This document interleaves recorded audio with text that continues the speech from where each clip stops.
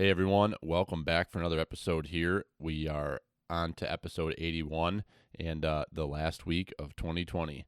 Thank you, Lord Baby Jesus. So Jimbo, Danny, and I get together to break down the year, recap some of the things that we had set goals to do, discuss whether we hit those goals, rib each other a little bit, picking, of course, that's what we do. We pick on each other, and then we also just kind of talk generically about a few things that happened over the year, what we aspire to do in 2021, and what we think we've got coming down the pipe for us here. So enjoyed talking with these guys and kind of closing out the year, and it's always interesting to listen back and reflect on what we were up to a year ago this time. So that probably is one of the most interesting parts of doing the podcast, is that now we're recording things on a week-to-week basis, and they're out there forever in time. So it's pretty cool to go back and listen to the episode that we did last year was, I believe, episode 22, which was called A Time for a Log Talk Reboot. It was towards the end of last January. The three of us had gotten on and done a podcast, really kind of breaking everything down about who we are, what we're all about, each one of us, our family, what we're into hunting and outdoors wise. And we did talk about goals. So that's mainly where most of this stuff was drawn from, was from that episode, to go back through and really see if we did what we said we were going to do. And interestingly, we did some of it. On the other hand, we didn't do much of it. 2020 definitely threw everyone quite a curveball. I'm proud that we stuck with this and we stayed consistent in putting out content and tried to help continue to grow this community and this platform that we have now, and been very rewarding. Learned a lot, met a lot of great people.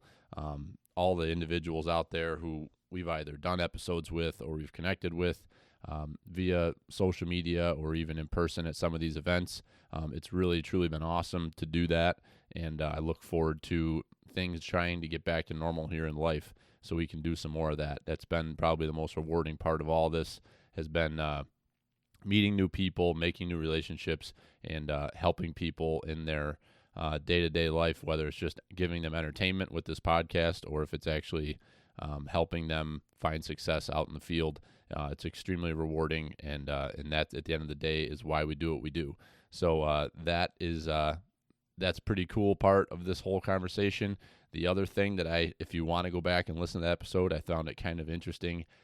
There was a little bit different of a tone with the three of us a year ago. I think what I mean by that is that everyone seemed to have a lot of energy and pretty optimistic and spunky. I guess it was just an interesting vibe from the conversation.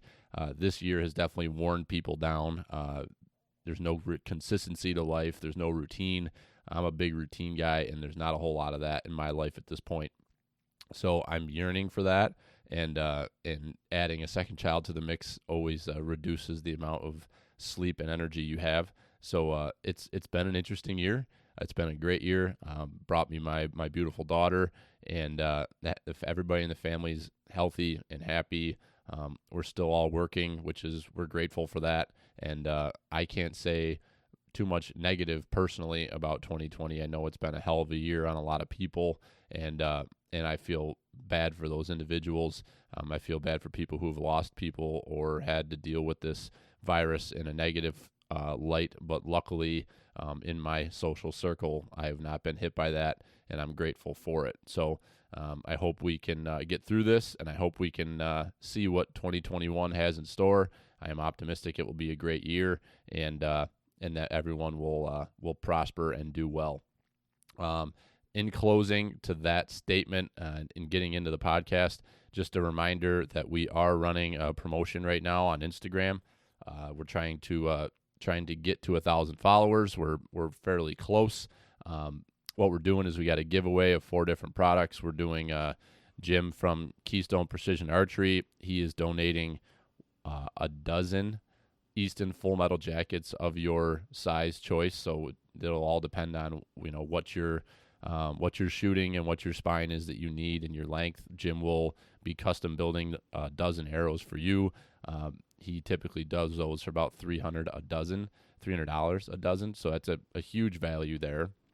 So, Jim, thank you for your support of us and jumping in to throw that in for a giveaway. So we've got that. We have a $50 gift card to Whitetail Company, which is a outdoor apparel lifestyle brand from right here in Western New York. So we got a $50 gift card from them. We got a 1-year pro membership from Base Map. Ed Gramza was kind enough to offer that up to us to support this. And then lastly, we are gonna foot the bill for a $100 gift card to your local, whoever the winner is, to whatever store locally you would like to spend some money. So we're trying to keep it local, so it'll be a gift card of your choice, whether it's a local archery shop, outdoor store, something of that nature.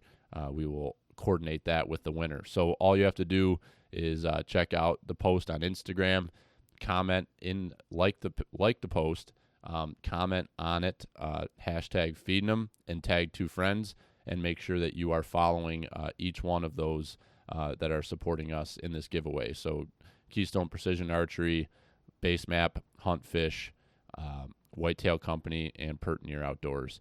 If you're following all those and you've submitted and liked the post, you will be entered for the drawing, which we will do on New Year's Eve. So thank you all for your support. We really appreciate it. It's been a great year, and look forward to what old 2021's got coming down the pipe for us. So thank you. Have a great week, and wash your hands.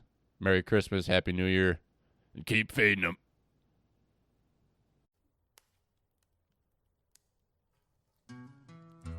Hello. Yeah, that's your Yeah. name. Squirrels got me. Big Jim. Yeah. Really, really, really, really cold and fun. Cold and fun.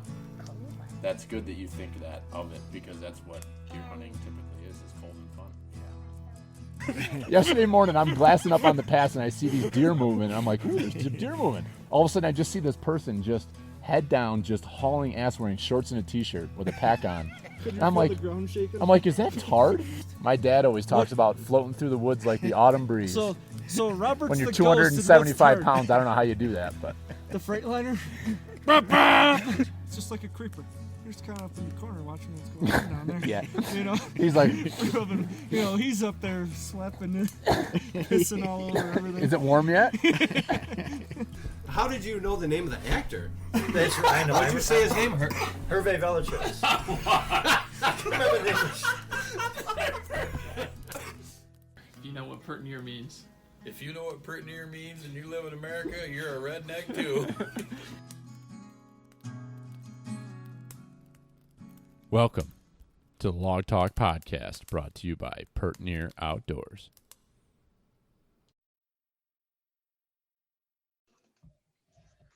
Can you hear me better now?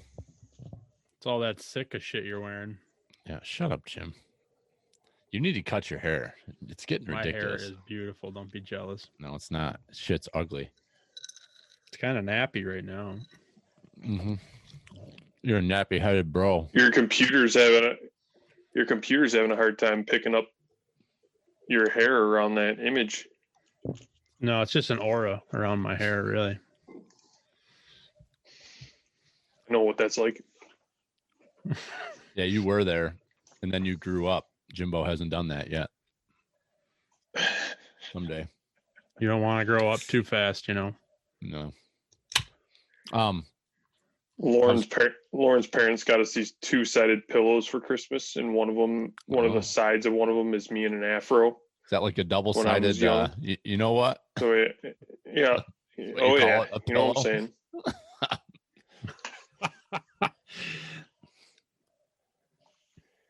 And we're in like this back and forth right now where we each go into the living room and flip it over.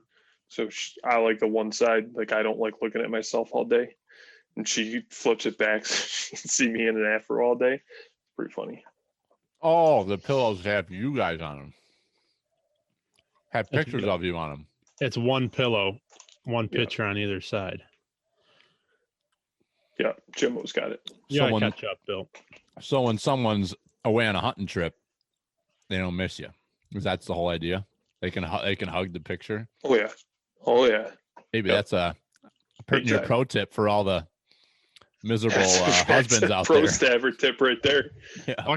Fuck the pillow. I'll get her a full cardboard cutout. Yeah, with something Yep. hard below the border. Or soft, whatever. What's everybody feeding here? Bushies. Wow. Check this out. BB I and had squirts. Circle I the had one of those wagons. the other night. Ooh. Did mom get you some of them Yeah. for Christmas? Pertnear. It's pretty good. That looks pretty good. Yeah. Trying to get a little something going over here. So, Big First Jim of and the Danny. day. Yeah, me too. Me too, actually. Wait until almost bedtime. I'll be asleep in 30 minutes. Yeah. I made this one definitely strong don't- to put me to sleep. Definitely don't drink as much when you have kids. I'm not gonna lie. It's a direct correlation. It was funny. One of Martha's cousins asked us about it tonight on the phone. She was like, "I don't know if I want to have kids because I don't know if I'm ready to be done drinking yet." And I'm like, "Yeah, you really don't. You think you'll keep drinking, but you don't." Mm-mm. No, you might drink, but usually it's because you have like 2 drinks and then you're like, That's literally what it is. I'll have like 2 beers a night, and it's just like, nope, that's it. you hear that, Danny? Be careful. Careful. Yeah, the wheels are turning over here, but I'll be honest, it hits me a lot different now than it did 5 years ago anyways, so it's inevitable at this point. You'll just stick with the 2-sided pillow for right now, right? Yeah. So I appreciate you guys jumping on. I wasn't going to do a podcast to drop this week, but I was thinking about it. I'm like, you know what? We've gone strong all year. We really haven't missed a week at all. And I was like, we should really do something. So I was thinking about doing something by myself, but that's no fun. And that's too much you talking. Yeah, and nobody wants to hear that anyway. So I was thinking, I called Jimmy yesterday after I messaged you both, and we were talking, and he recommended going back and kind of reviewing our quote unquote goals that we had set last year around middle of January. And I kind of forgot about the podcast we did called, I think it was called Time for a Log Talk Reboot, or Time for a Reboot, something like that. So I went back and listened to that last night, and I thought it was super interesting, all the things that we talked about on that show and how much changed over the years. So I think today's conversation is just going to kind of be a wrap up of 2020, but kind of go through some of the goals that we had stated and some of the things that we were talking about last January, and review where we're at and where we've been. And it was quite an unpredictable year. As we sit here right now, it's hard to believe the stuff that has transpired over the last year. So that sound good to you boys? Dive into that. Mm-hmm. Did you listen back to it, either one of you? I got about 2 seconds of it in the car this afternoon. Martha said, "I don't want to listen to this shit." So yeah, no, I didn't re-listen to it at all. I think 2020 could be summed up by that text message conversation that was just going on between us guys, your crew back home, Mike and Greg, and you and me. Yeah. And I'll just send you the picture, Danny. It's really funny, but explain, you drove by Greg's house today and he was just sitting out front by himself drinking a beer in the front yard. So he just had a barn taken down, and he's cutting he had a bunch of excavation work done to cut away the bank beside his house, because it was like 1-lane driveway wide next to the bank, and he wants to blow that out and put a garage in. So he had somebody come and take all the barn wood down. They kept the barn wood and did the excavation in return for the barn wood. And then he dropped a big walnut tree the other day, and apparently he's trying to burn the stump out or something. So there's this walnut up there that's 4 foot in diameter, and he's just sitting up on top of the log with a stump burning, and he's just sitting there staring at the fire. And I honked twice before the house, and he never looked. And then I honked twice at the house, and he never looked. And then I honked twice at the stop sign, and he never looked. And Martha's like, "Is he okay?" I'm like, "I don't know." We'll find out. Yeah, that was a pretty funny conversation. 2020 in a nutshell. Man over a massive stump burning Just not responding. log talk. He was log talking He was- himself is what he was doing. That's right. Him What and his Miller Lite were having a conversation. Yeah. How about you, Danny? Did you listen back at all, or am I the only one that really put the effort in here? Well, I mean, I see you put up these nice cliff notes that I got today. So I don't know why spend all that time listening back to the episode when you spent all that time putting together these nice notes for us. So that was my thought process. I appreciate you saying that. That's, I'm glad I put the effort in, because if I didn't, we'd basically be sitting here with no idea what we were going to talk about, which might actually be a better conversation. I could have not listened and not read your notes, and then it would have been, I really would have been an asshole. Mhm. So I feel like I double up here. I was considerate about everybody's time. I remember what I said, so I wasn't too worried about re-listening to it. Sobriety, So I guess you guys just want to get started on kind of like some of the goals and some of the stuff that we talked about doing, and we actually like notated. Steer the ship, Captain. All right. Well, I guess first, before we get into like the goals that we actually stated, down at the bottom of the recap, if you printed this, did you print the page, the show notes? Did you print it out? You sent show notes?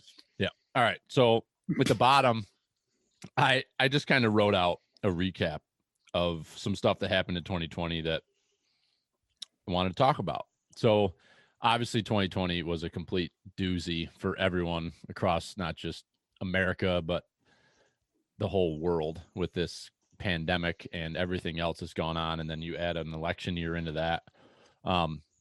Probably one of the biggest things that I took away from 2020 was that I literally question everything now. I question people telling me things. I question the media. I question leaders. I question it all.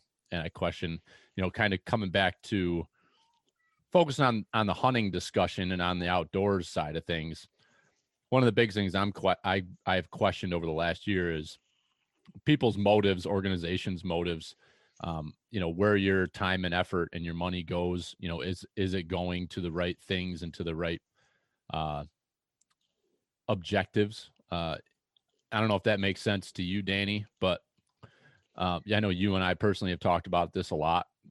I think before I just keep rambling, does that make sense? Either one of you guys agree with that? Have you kind of come to the same terms over the last year, just kind of questioning everything and before you jump in feet first on stuff? I mean, I've never really been huge on just diving into things because I don't know where the hell it goes, or to be honest, I don't have a ton of extra money to be throwing all over the place. So, the places that I have put my money that I've, wanted to contribute, have been places that are close to home with local chapters and stuff like that. So that really didn't change much anything for me. And I really, to be honest, I haven't dug into anything deep to see what places are doing with stuff, but I feel strongly about the ones that I donate to personally, local chapters of stuff. So for me, that hasn't changed a ton. I know you've been big into backcountries, hunters and anglers and stuff like that. I mean, the most I've done is bought a membership. Other than that, I haven't dove too deep into that. But the stuff local is really what I'm into, and none of that's changed too much. So. Yeah, organizations that I spend my money on for charity and stuff like that, I nonprofits.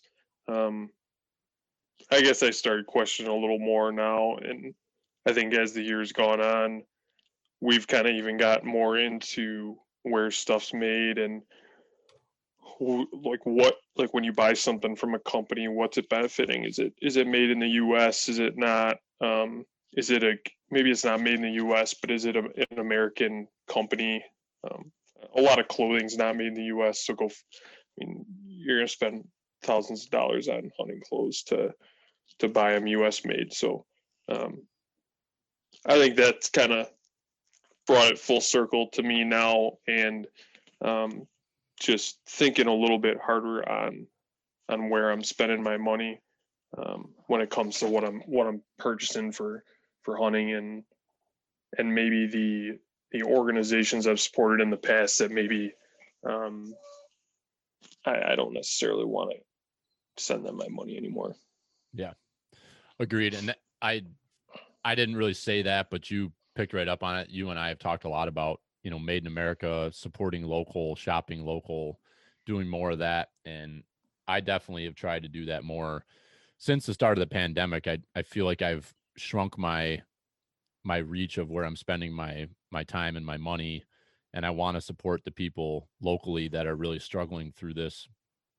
And local can be just across this country, but supporting companies like I bought bino harnesses from T&K hunting gear. It's a veteran American owned company, a lot of the same materials that are with the Kafaru packs, just high quality stuff, which it may not be as flashy or, the big names that have all the marketing dollars, but you've got stuff that's made in America by Americans with American components. And I take a lot of pride in that. But then coming back around to the nonprofits and spending your money and just focusing on that side of it.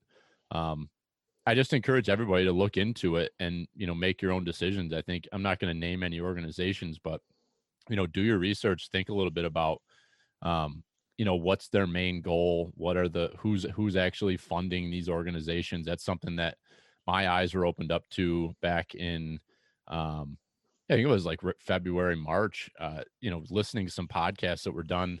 If anybody wants to look into that, I know Aaron Snyder with Kafaru Cast did a whole series back last winter where he had non-for-profit like experts on, a guy that does that actually does like analysis and auditing of nonprofits come on to kind of talk, just not for one or the other, just here's the facts, here's the things you should be looking into. And then he had representatives from a lot of the major nonprofit hunting organizations on and or outdoor organizations on to talk about some of their what they're up to, what they're doing, and really didn't make a sales pitch for any of them, but kind of put the information out there about what they're doing and where their money's coming from. And it just made me start thinking a lot. If I'm gonna spend my time and spend my money, what's it going towards? And then you add on top of that everything that happened with the pandemic. I mean, I still support NWTF. I really think they're doing some great things, like Jimbo said, locally, but it was definitely a hard hit to our community here at Pertnear Outdoors with Brian Gottfried losing his job. I mean, Brian has become a super good friend of us here, and he lost his position with them. And, we saw QDMA and the National Deer Alliance, we saw them merge, and a lot of people lose their jobs there. That isn't just that industry that was affected by this pandemic. I mean, there's millions of people that lost their jobs. Our company saw a big downsize in our staffing. So I guess that's where I'm coming from when I say, question everything, look further into it. Social media is an incredible tool. It's very powerful, and marketing has never been more pointed at people and to get your emotions and get everything else tuning in. But really do your research before you commit to something, because you don't want to get burned in the long run if they're not aligned with what your personal goals and ideas and aspirations of what you want to do don't align. So that's the end of my little standing on my soapbox, but I think it's important to talk about. Anything else from you guys on that? Not really. I mean, I definitely agree with you guys. Try to buy American. I mean, that's, something everybody should try to do is buy USA. Go show. So the next bullet point I had, which is something that was definitely not when we sat here last year, something that was on our radar, but doing fundraisers for organizations. And we did two this year. We had a turkey contest that we did back in May that benefited the National Wild Turkey Federation. And that went great. I'm super proud of what we did with that.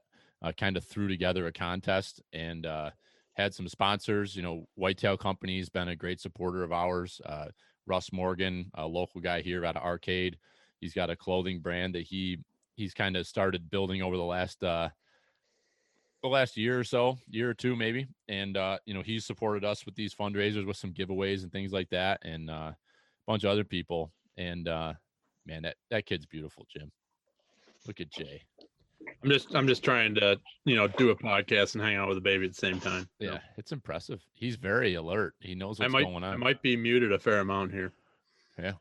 So we raised that's all right. We raised pretty proud to say we raised $1,200 for that turkey contest, and that was all done through Facebook. We had a kind of a sign up on there. You had to spend $20 to get in on the contest. We had a few different categories, and to our surprise, we raised $1,200, which I don't think any of the three of us were expecting that. Just from that kind of short notice, didn't really prep it or talk about it. We just kind of threw it together a week before season. And yeah, I'll be honest too. I mean, that whole thing was a riot. I did all the breeding them radios for those, and the people that I met and just conversations that I had, that whole crew for that turkey hunting thing. Nobody really does anything for turkey hunting. So that was kind of a fun thing to do, and kind of keep the ball rolling and stay in touch with people. And, we've actually talked to a lot of the same people during deer season. So it's kind of fun to create the community. For sure. I mean, we met a lot of good people through that turkey season. Was a big time for us as far as the community growing and meeting new people. And, then you really got involved to a new level, Jim, with doing all the Breeding' 'em Radio episodes during turkey season.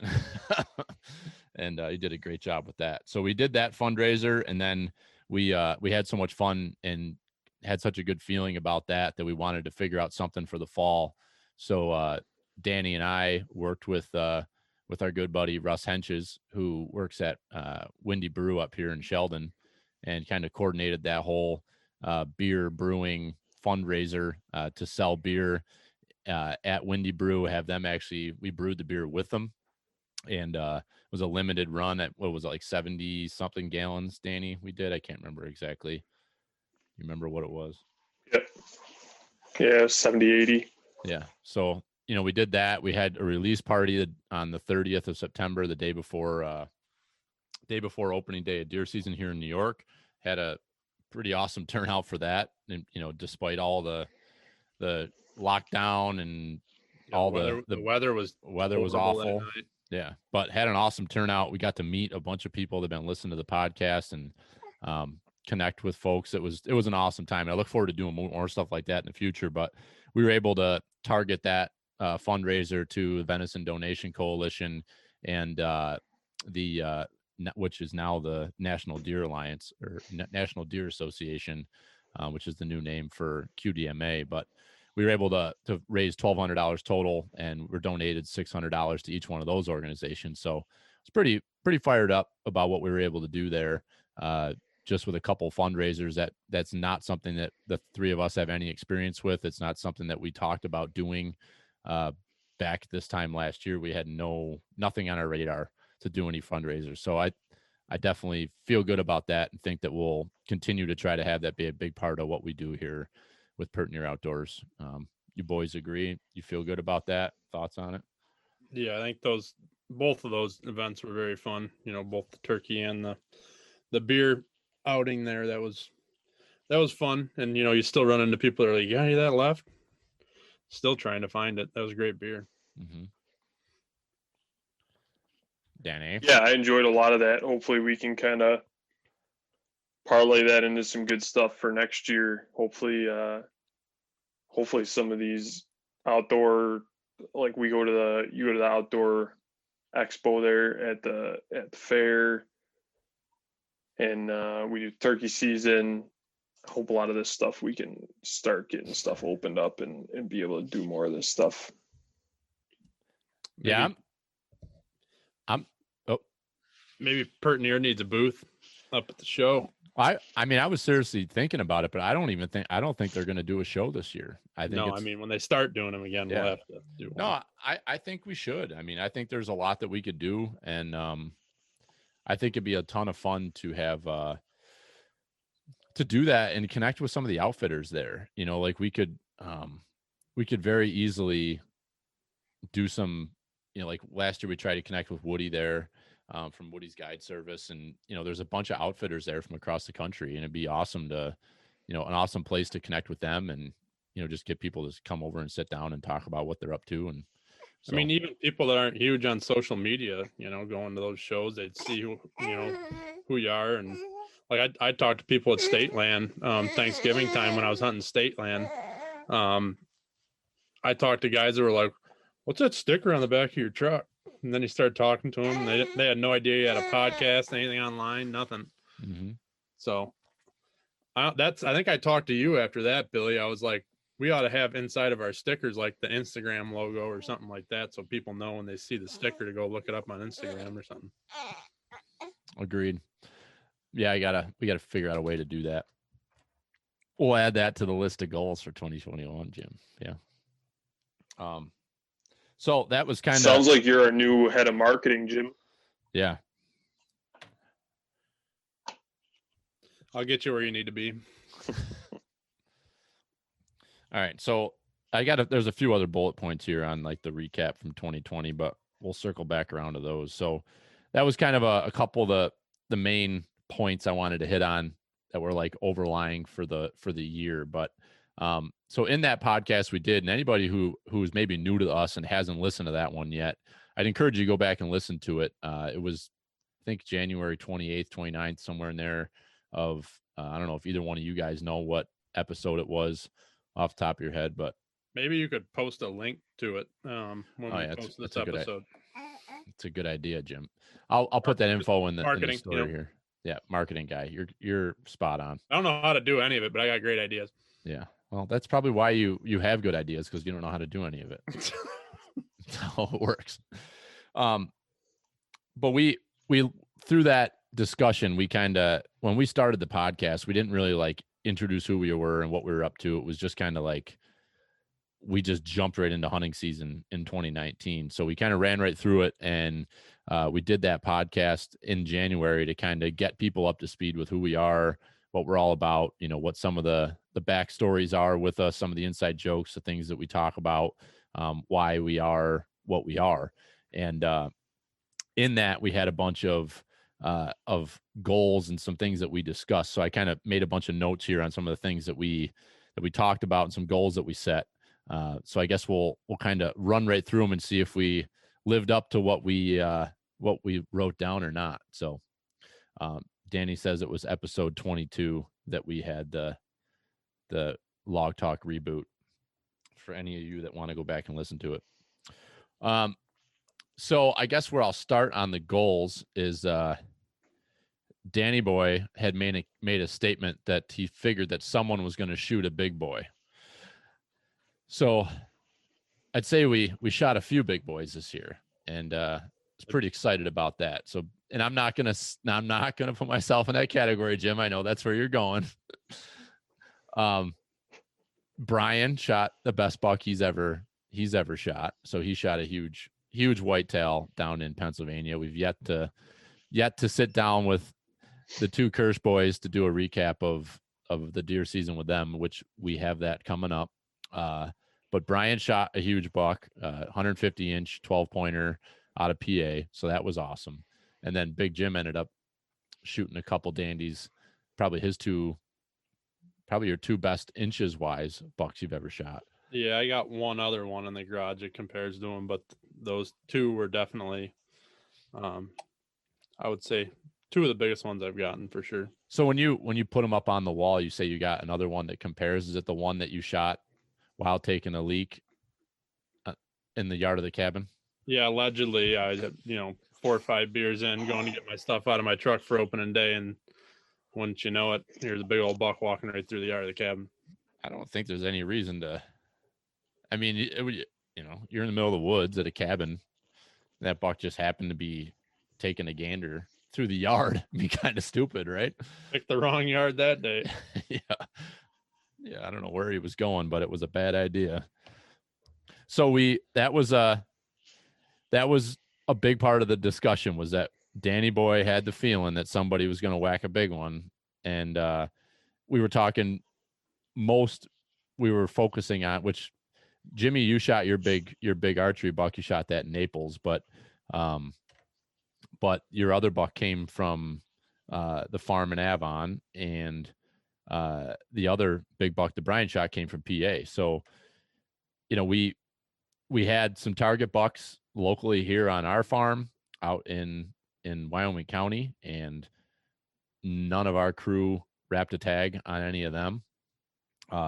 One of them, Split Brow, he got shot, which you'll hear Brian and Dallas and I will probably talk a little bit about Split Brow and kind of our experience with him. But nothing came off the farm, not a single buck this year we shot on the farm, which is crazy. That's 2 years in a row that we didn't shoot a single buck. And I think Brian, Dallas, and I were all fairly concernicus about that because there just has not been quality deer. I mean, we've got a ton of cameras. We got those 10 cuttybacks out this year, and we had really the one shooter, and he got killed opening day at gun by a neighbor a couple mile away as the crow flies. And that was that. So, and Naples, obviously that produced, Jimbo, you shot your big one, and we had a bunch of good bucks on camera. And, all the guys at camp, we shot several 2-year-olds. And then Frankenbeans, of course, met his maker with Ange, put him down the Friday after Thanksgiving. So we had a closure to that, but that was something we talked about in that podcast last January was, the confidence. We hadn't gotten pictures of Frank. That was kind of a rut deal where he would show up for about a month, 3 weeks to a month, and then he would disappear again. So we never got him, and we just hoped and dreamed that he would live, and he did return to us this year. So that was pretty cool for to have that happen again in 2020 and have him show up and have him be the buck that he was, and have him get killed by somebody that wasn't directly out of our camp, but somebody that we spend a lot of time with and spends a lot of time hunting the property with us. So that was pretty cool. You got any comments on that, on the big bucks side of things, either one of you? Yeah, we kind of talked about it, Billy. I think from the farm perspective, I hunt neighboring property there too. So I think after this year we had a tough year. We took some decent bucks off there last year, and I think the hope would be that we kind of regroup again next year. We haven't really shot much of anything. No one really shot much of anything off of maybe the 3 neighboring properties up there for small bucks that we know of. So I think from that point of view, I'm pretty excited going into next year. Because I shot my buck, but that was in that area, but not on those cameras. So that's where I'm at. I was just filling my sump pump. I didn't hear anything. Jimbo, you got anything there? I'm waiting to see what Jimmy's got to say. We're having a baby moment here. Oh. All right. Well, Danny, I assume everything you said made perfect sense, and I agree 100% with what you had to say. Yeah, I mean, like, we had that buck on camera in Naples that I got, and it was funny because I never even we were getting pictures of him, but I never thought of should try to pattern him. And that was just the thing showed up underneath my tree stand after grunting, and when I was coming in, I realized who he was, and I was like, "That's crazy that we know who he was," Yeah, and he was way more of a buck than what he looked like in pictures. It was awesome to see the old freak show go down. It's pretty sweet. Yeah, as soon as I saw him coming through the woods, I was like, "Holy crap, that's that buck!" Yeah. And then I started going back through all the trail cam pictures I had of him, and I'm like, I actually sat in a pretty good spot that morning for the pattern that we had him on for pictures that I went back through. So that was kind of cool to see, but it wasn't something we were really targeting. No. Definitely not. And we've got a pretty good pick left over up there. I mean, I've gotten probably 3 or 4 real nice bucks that are going to be big boys next year. So are you getting anything on your cell cam up there, Jim? Before the one died, yeah, I was getting pretty good pictures of bucks up there. Oh, the one camera died, yeah. Yeah, one of my cameras decided that when it went off, it wanted to continue going off until it died. Mm-hmm. And I did get some pretty good pictures on that camera. And the cutty link that was about 40 yards behind it, I checked that the last time I went up there. And there was a lot of pictures on that my cell camera didn't have. That was 40 yards down the road. Huh. So that was kind of interesting to see too. But there was definitely some good leftovers up there that didn't get taken down. So I did not get up to camp much at all this year. Did the Cuddy Link system, you feel, do pretty well for us up there with the way we had it set up? I think we need to find some better spots for the cameras. But the hard part was you set it all up. None of us knew how to use it. So I went around to try to switch some things and I screwed everything up. And I wasn't going down there that much either. So probably the first half of the season or better, that system wasn't working right. And that's probably when we could have utilized it the most. So now that we know what we're doing with it, I think it could be a really good tool and maybe something that if we do some better food plots next year, or get one right inside a bedding area, they're kind of just scattered throughout, strung out through the property. They weren't really any rhyme or reason to too many of them this year. So yeah, it'd be interesting to see how the winter goes here. If we can get up there and, maybe we move those cameras around and find where the deer are hanging and set them up and let them run throughout the winter. I don't think it would be a bad idea, just to kind of figure out where they are. Might as well let them run. And when you get a little snow on the ground, you can see where the concentration of tracks is and try to move them into those areas. And yeah, Mike will be up there doing some clear cut. So might as well get a camera near the clear cut where the browse will be. And yeah. So now we're going to hit on the individual's goals that were stated hunting wise. And, Jimbo, you stated this is, and I quote, he is going to really try hard to shoot a 2.5-year-old or whatever makes him happy. So how do you feel like you met that goal you set, Jim? I don't know if that was a quote, was it? It was a quote. You said, I'm going to shoot the first 2.5-year-old I see or whatever makes me happy. That's what you said. And I quote, end quote. Yeah. Quote, I'm going to shoot whatever the hell I want. Yeah. And I did almost shoot the first 2.5 I saw, but I refrained myself. I was checking out a piece of property through the Finger Lakes Land Trust, and I was full draw on 115 yards on the ground. There was 3 bucks in a row coming off the top of the hill, and the first one was on the other side of the tree from me, spooked. The other one turned in front of me, and I drew back. And when the pin settled on its shoulder, the finger got a little itchy, but that was like the second Saturday in season. And I just didn't, I was trying to shoot a little better deer this year. So I refrained myself from that one. And I think it was a week later, or 2 weeks later, I shot the other one with my bow, which was a great one. So definitely happy with how it went. I think, so I was adding up all my burger this year and I shot less deer, but I had almost the same amount of meat. So between the 2 bucks and the 3 does that I shot, I gave 1 doe away. So 2 does and the 2 bucks, I have almost the same amount of meat as I had out of 6 deer last year, which is crazy, but it's good. It's efficient. So that was Jimbo's goal. So I would say I far surpassed my goal because I never imagined I'd shoot 2 that were about 130.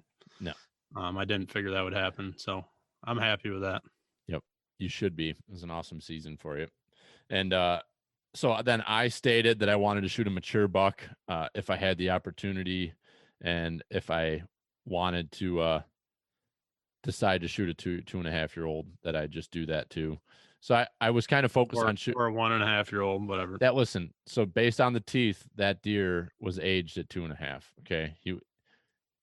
What you say what you want, Jim.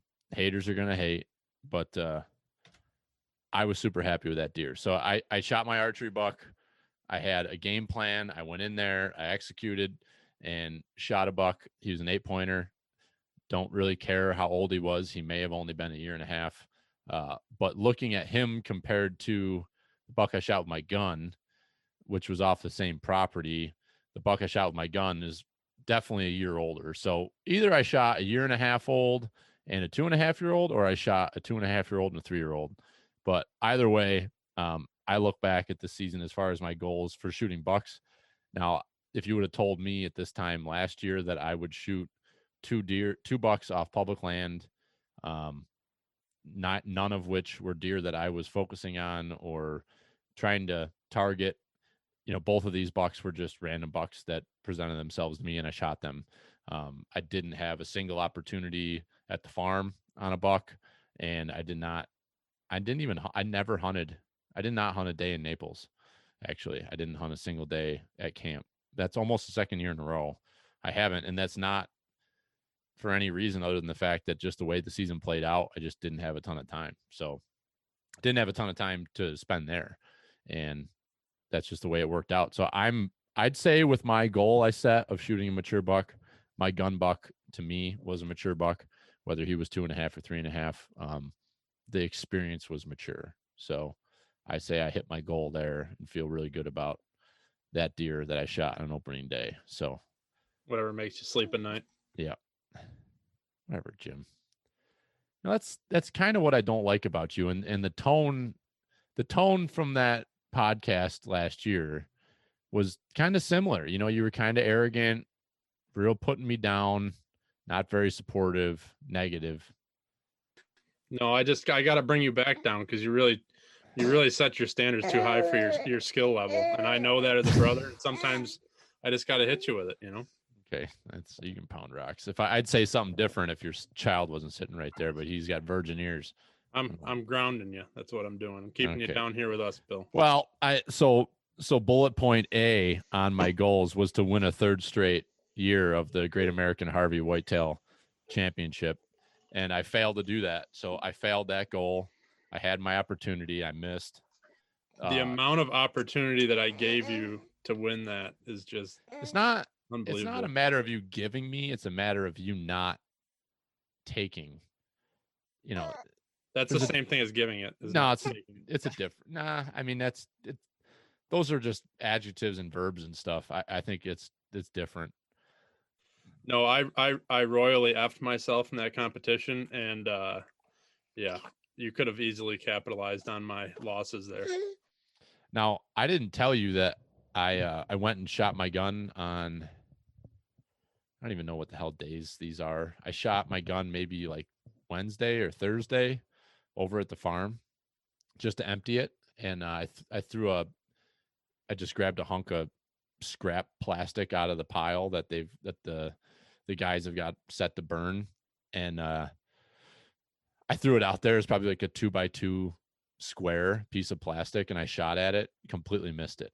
So my gun, I don't think I told you that, Jim. My gun was totally off too. I don't know what the hell. I don't know if it was just from shooting a couple rounds through the barrel from it being fouled, but I've never had that issue with the Blackhorn, with it not holding a pretty good pattern after shooting it a few times. Probably dicking around packing all your deer out. You bumped it on something. Probably. It's packing it too hard. All right, Danny, it's your clean, turn. or were you shooting it dirty? Oh, I was shooting dirty. Yeah. So I was watching an episode of The Hunting Public. It was when Warb shot that one with his muzzleloader, and he's got in Georgia. Oh, I haven't watched this one. Don't. It was an incredible shot. Spoil it on me. It was just a bomb. Yeah, it was like 600 yards with a muzzleloader, running deer. Yeah. I'm sitting there going, that's the same muzzleloader I have. Yeah, he's got the impact. And Warb was like, you really got to clean him after every single shot to get an accurate shot. And that got me to thinking, I'm like, I always shoot one, and then I figure my barrel is fouled and I'm good to go for a few more. And I think in general aspect, that's true.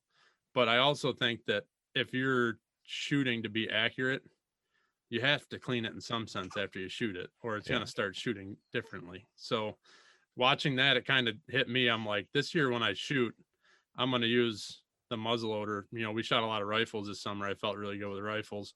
And then I never even pulled the trigger with a rifle this year. And I put the muzzleloader in my hand, and I was just setting bullets free left and right, not hitting nothing. So I think when I shoot this year, I'm a big fan of those ropes that you pull through your barrel. Yeah. I clean the rope after I use it a few times, and they clean right up. And how do you clean the rope with like some kind of? Go hot water and some soap in the sink, and then let it dry. And if you're just using it to get the shit out of your barrel quick and take another shot, I mean, to unscrew your breech plug and rip that thing through there. It cleans it right up. So I think what I'm going to do from now on when I'm shooting my muzzleloader is carry that with me. And obviously, if I'm taking a follow-up shot in the field or something, I'm not going to worry too much about it. But if I'm on the range sighting the gun in, practicing with a gun, I'm going to take that with me. And after every shot, just pull it through. So maybe something to look into for the future here, because I really struggled like I never had before with my muzzleloader.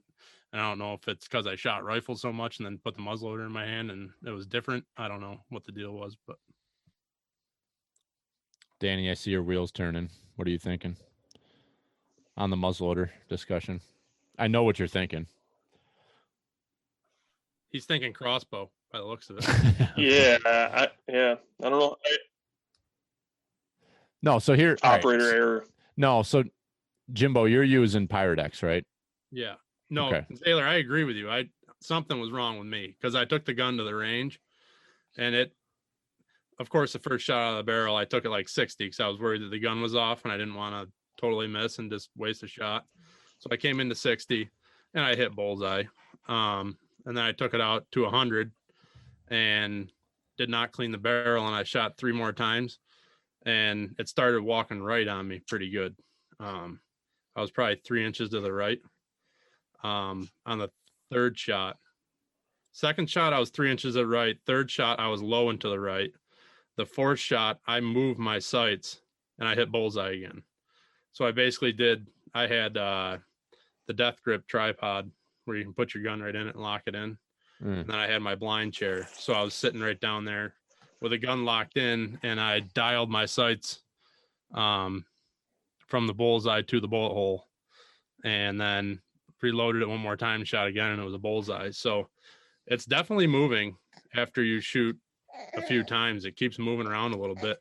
And is it enough to ruin your shot and totally miss a deer? I don't think so, but it is moving to some extent.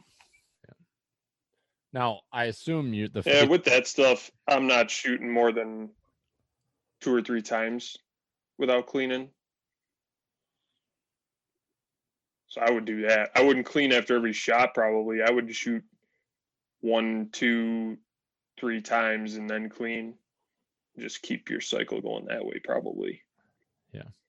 And just so you're used to what happens on.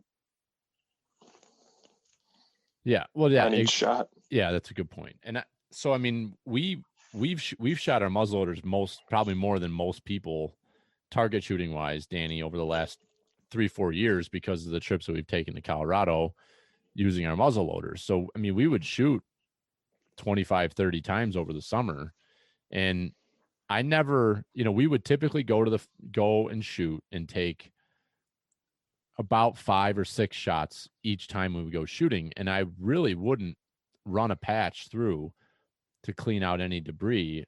I was kind of just shooting 5-6 times without cleaning. But now I'm second guessing that a little bit because I know that there was times that I wasn't incredibly accurate, and I was, it's iron sights. So you don't know if some of that's you or if it's, you're trying to shoot at 100 yards with iron sights and you miss by 8 inches. Is that just user error, or is your barrel fouled? So I don't know. For me, I guess I'd be interested to hear some feedback from people listening to this. Like Danny and we both shoot Blackhorn 209 powder or Blackhorn, whatever. What is it? Yeah, Blackhorn. Yeah. I got it right behind me. I got it right here. Yeah. But that's what you and I both shoot. And I guess I'd be interested if there's people out there from both sides of it that are shooting Pyrex pellets. How often are you cleaning your gun when you're shooting, both hunting and target? And then the same thing for if you're using something like a Blackhorn actual powder, what are you doing? I guess I'm super interested in that. And then a sidebar on that, I don't know if either one of you have tried to find any muzzleloader bullets, but I mean, it's no different than what it is for regular ammunition. I mean, you can't find freaking 50 cal muzzleloader bullets to save your life right now. It's ridiculous. Like I almost don't even want to go target shoot because I only got 10, 15 rounds left. It's crazy. I had a great stock of them until muzzleloader season was over. Yeah, bet you did. Yeah. So let me run you through my turn of events there just real quick. So I loaded my muzzleloader the night before opening day of gun. I had used it in an early muzzleloader season up in the Adirondacks. I had brought it home, cleaned it. I had target shot it before that. I shot a deer with it up there. Cleaned it, put it away. Night before opening day of gun, I took it back out, loaded it back up. I hunted with it opening day and the next day, never shot it. Brought it home, hung it on the wall in the garage, and never picked it up again until the first day of muzzleloader season. And I believe that's when I went out to the farm, sat in my ground blind, and had some does come in, and I took a shot. And let me give you a Pertnear pro tip right here. If you're shooting out of a ground blind, hard or soft, put some damn hearing protection on, because I couldn't hear for like 2 days. Yeah. That freaking boom inside that ground blind. I mean, my barrel was right at the window, and 3/4 of the windows were down, but still having that kind of cone over your head. Man, that thing was freaking loud. But I missed that deer clean. Kind of figured it was on the fact that I had the muzzleloader loaded for about a month, or a little over a month, without shooting it. Kind of had banked that miss on that. I had brought the gun home and cleaned it, went back out the next night, shot at one about 95 yards, coming out into a field feeding with its head down. I was sitting on the ground up against a tree with a gun on my knee. Felt like a perfect shot. She jumped, took 2 bounds, stood there, looked around. Then at that point, I'm thinking it's the muzzleloader. So I had Martha's muzzleloader, and I shot that thing on the muzzleloader hunt early season too, and it was dead nuts. So I took that one. I'm like, something's wrong with that black muzzleloader. Till I have a chance to shoot it, I'm going to use hers. So I took hers out, sat on the ground on the opposite side of the ditch that I missed down the night before, and about 15 minutes left in shooting light. 3 deer come right down the freaking side of the field to me down the ditch, and they're about to drop into the ditch at 60 yards. And they turned quartering to me, and the lead doe was a nice doe. And I put the crosshairs right on her shoulder and shot at 60 yards, and she went barreling down into the ditch. And I'm like, oh yeah, she's done. And then she popped out the other side, and she was standing there looking around, and I'm like, you got to be freaking kidding me. And I tried to reload, and by the time I reload, all 3 of them were back together and heading back up the hill on the other side. And I waited till after legal shooting, and it's still light out, and there was snow on the ground. So I went up there and looked, and there was not a speck of blood, a hair, nothing at like 60 yards. And I'm like, what in the hell am I doing wrong? So the next night I go out, take the black muzzleloader again, because I'm like, it's me. It's not the gun. It's me. So I take the black muzzleloader back out, and I'm sitting in a ladder stand, and I have like 7 of them come out on the edge of the field, and a buck's pushing these does around, and the one doe just cuts right across the field in front of me, like 60 yards again. And I'm like, just wait. And she came right in, same thing, put the crosshairs right behind the shoulder, shot. She jumped and kicked, and I'm like, yeah, she's done. And then she ran back around to the group, and she was standing there, and I'm like, what the hell is going on here? So I went up there to track her, and there was blood, and there was a pretty good pool of blood where she was standing there with a group.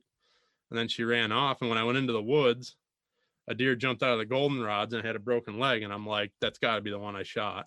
So I swung up and shot at that one and missed that one clean, but I stayed on the blood trail, and that deer went probably almost a mile, never stopped, and dropped into a gully and out the other side. And there was one of our buddies was hunting that end of it, and he said he saw 2 does run across there, and neither of them looked injured. So I mean, I have no idea what the hell I was doing, but it was definitely something I was doing. So Yeah. So you're telling, so from your story, your guns were loaded for a couple, 2-3 weeks before you shot them. Like, were both of them loaded?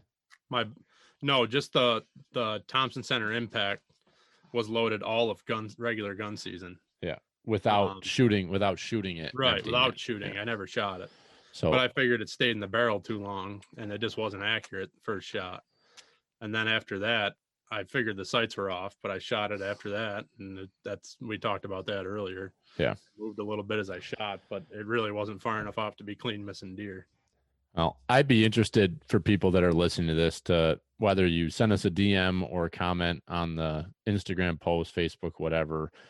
How do you prefer if you like, let's say you go hunting this weekend or you go hunting today and you load your muzzle loader, do you prefer to unload it after every hunt to keep the barrel completely clean and any fouling that could happen or corrosion that could happen in the barrel, keep that out of there before you actually go out to hunt again? Or do you leave it loaded without it, obviously without a cap in it, but leave the round in there with the powder? I guess I'd be curious what other people are doing, because we do really like hunting with our muzzle loaders, but I don't know if that we're doing everything 100% right there. So I guess that is that. So we'll move on from that discussion. Good stuff there. Interested to hear what people have to say on that. Danny boy, the one goal that you really laid out in that discussion was that you wanted to shoot a public land buck. So how'd that go for you? I failed miserably on that one. I don't even know if I saw a public land buck this year in my adventures, but I don't know. I think my goals kind of changed as the year went on. I think last year this time we were pretty hot and heavy into. I know I was getting kind of my mobile setup going, getting it started, and getting it ready for hunting season. So I know that was kind of mixed into my goals, and then I really wanted to shoot a buck early season with my bow, so I was pretty happy about that. And yeah, my I guess public land spot where I spent most of my shotgun season just didn't really work out for me the way I wanted it to. So it didn't work out, but I would say from the outside looking at what you were doing, that was a new thing for you to focus on a new area, public land, hunting alone, didn't have a group of people or weren't on a farm. You have an area that you're totally focused on by yourself.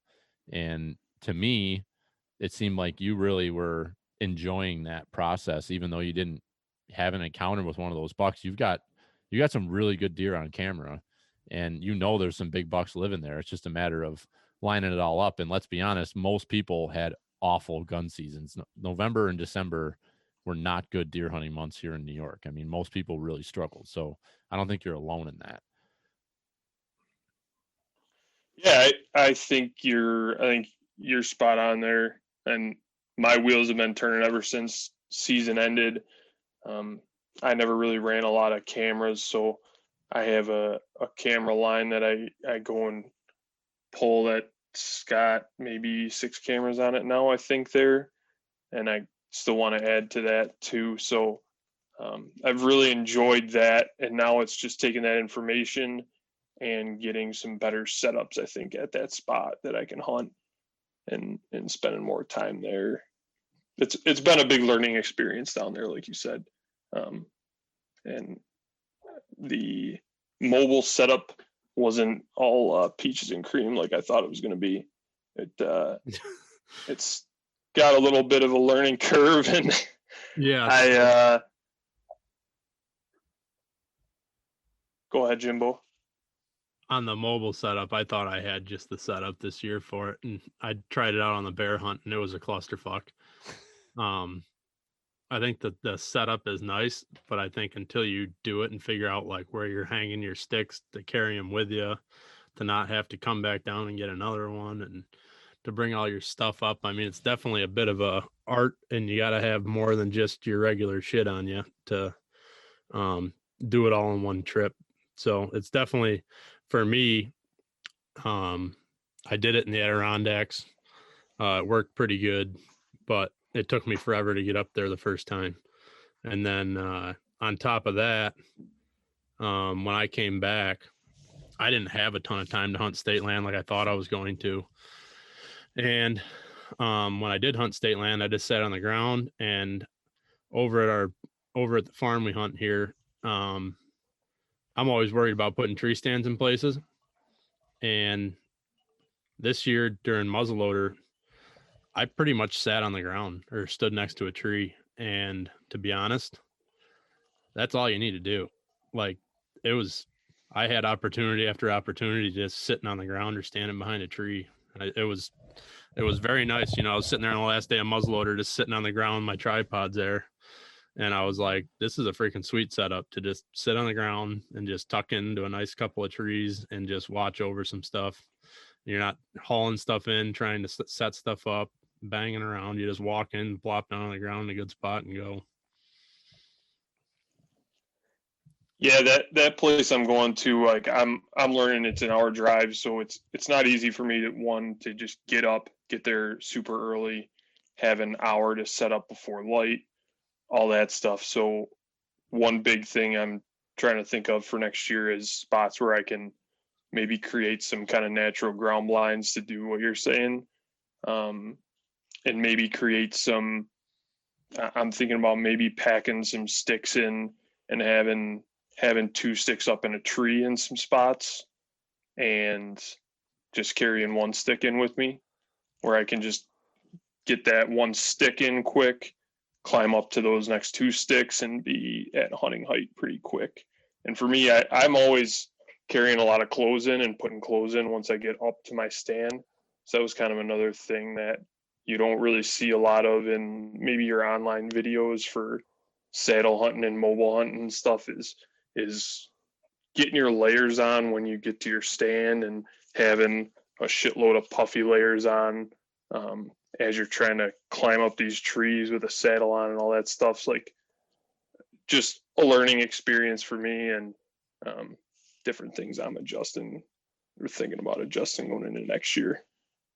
Yeah, definitely try it before you go, because otherwise, especially when you're hunting with a buddy, he's sitting there looking at you like, what the hell are you doing? Yeah. I don't know. Trying to figure it out. Shut up. Yeah. You made a good point, Jim. I never set up my saddle during gun season. I never even sat in a stand during gun season from all the way from opening day. I carried my saddle in with me opening day, but I never set it up. I was sitting on the ground by a tree, and that's when I shot my deer, and then I shot my other deer while I was processing the buck. I was cutting him up and shot my other one. So I never even set up my saddle, and I didn't even bother carrying it the whole rest of the season because I was just planning on still hunting and being on the ground. So archery is a totally different ball game, but you guys both, and I know Dallas and Brian have a similar opinion. Neither one of them, I'll let them speak for themselves, but I know that neither one of them really were in love with the saddle. They went all in on it too, and not a whole lot of great stories. Which those, Trigger loves to bitch more than anything, and he could not get comfortable. His bony little feminine hips he has. He had a lot of issues with the saddle. So I know that was a point of contention for him, but I've been too cheap to actually go out and buy a saddle. So I'm actually using just my safety harness, and it's not bad for like an hour or two.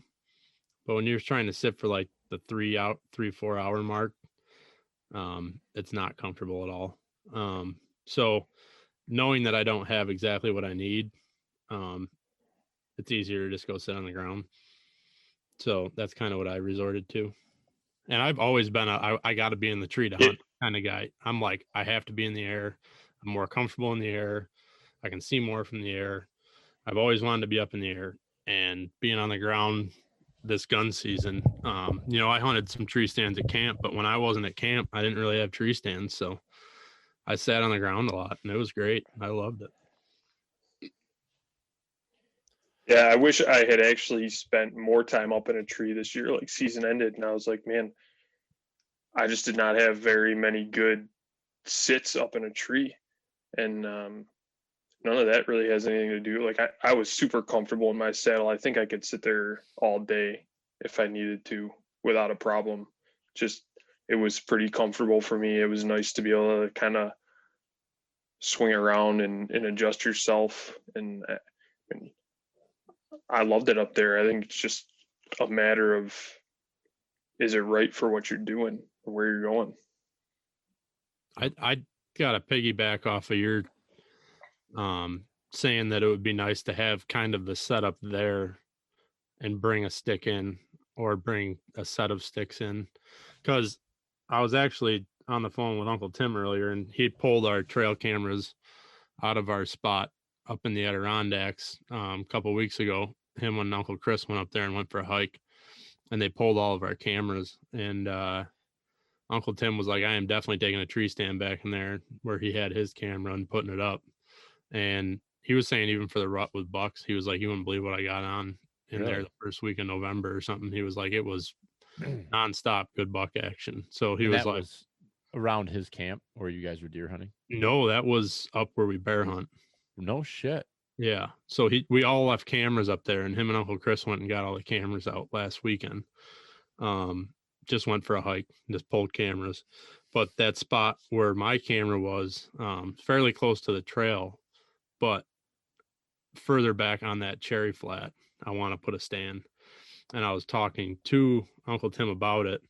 And I was like, even if you took like a climber in there and just hung it, and then take a set of climbing sticks in with you on your weekend to hunt and just leave them in there, then take them out at the end of the weekend. Cause we're always trying to like figure out what the best pack in is. And ultimately we know we're going to hunt this spot every year. Just put a stand in there. And like Zaylor said, have it set and just take a stick with you, or take, a set of sticks with you to get up in the tree to your stand.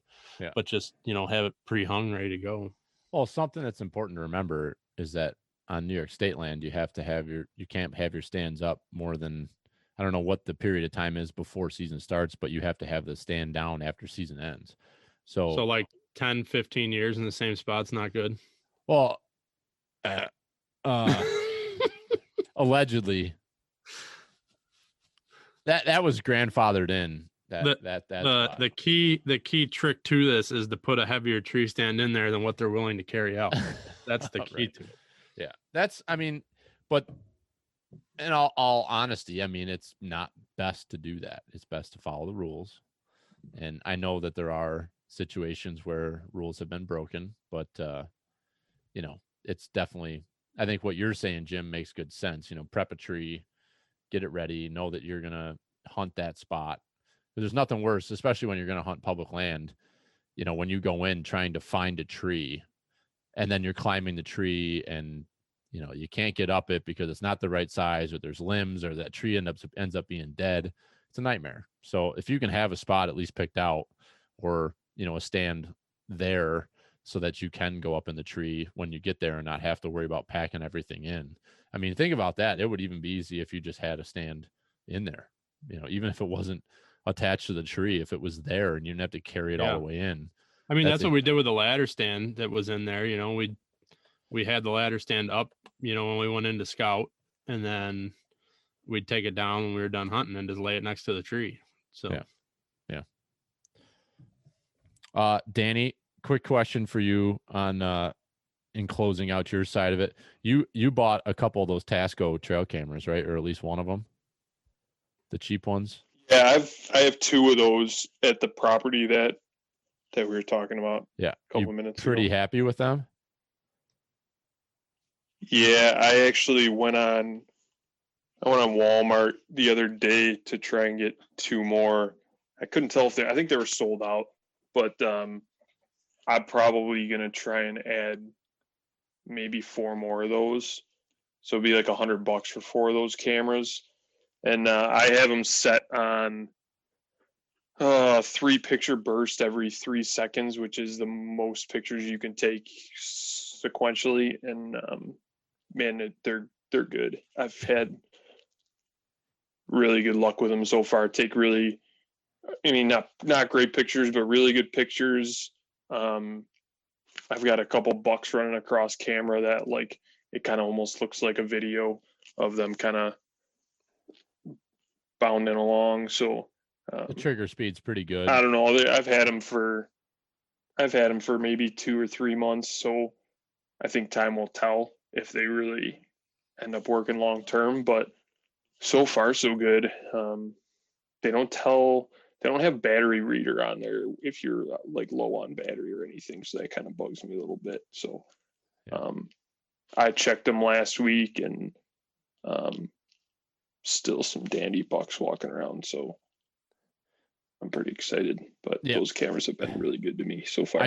I just bring that up because I know that was something that Dallas mentioned to me, that he bought one of them to try after.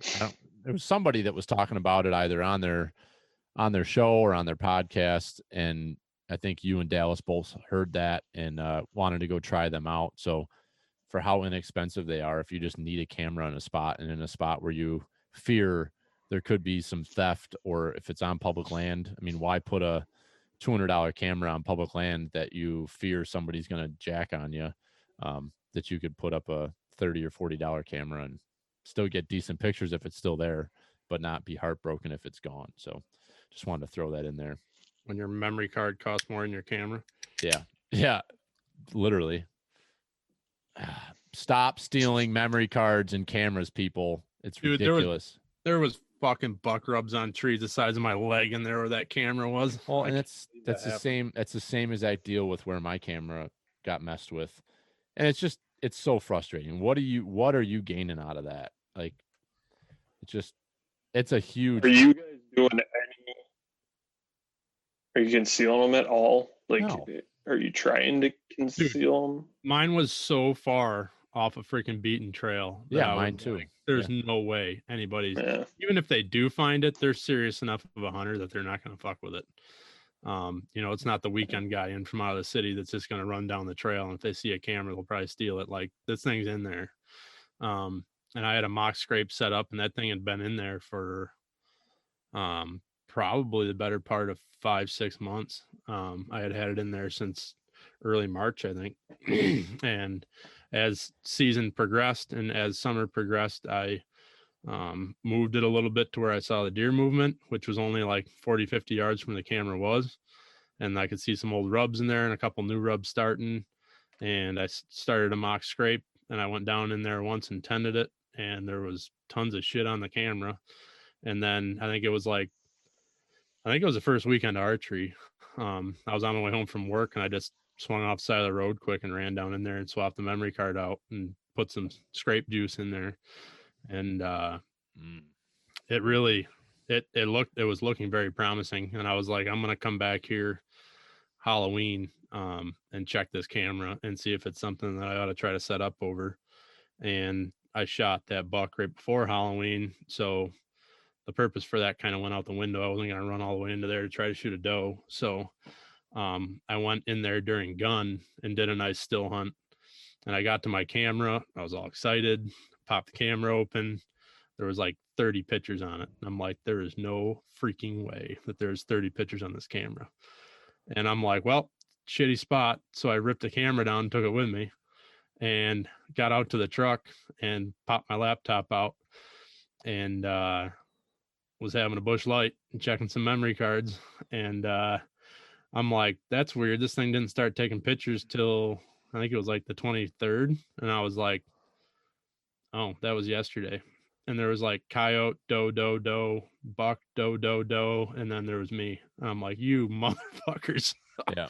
I'm like, that didn't just randomly start working after opening weekend of gun. Like, somebody was in there.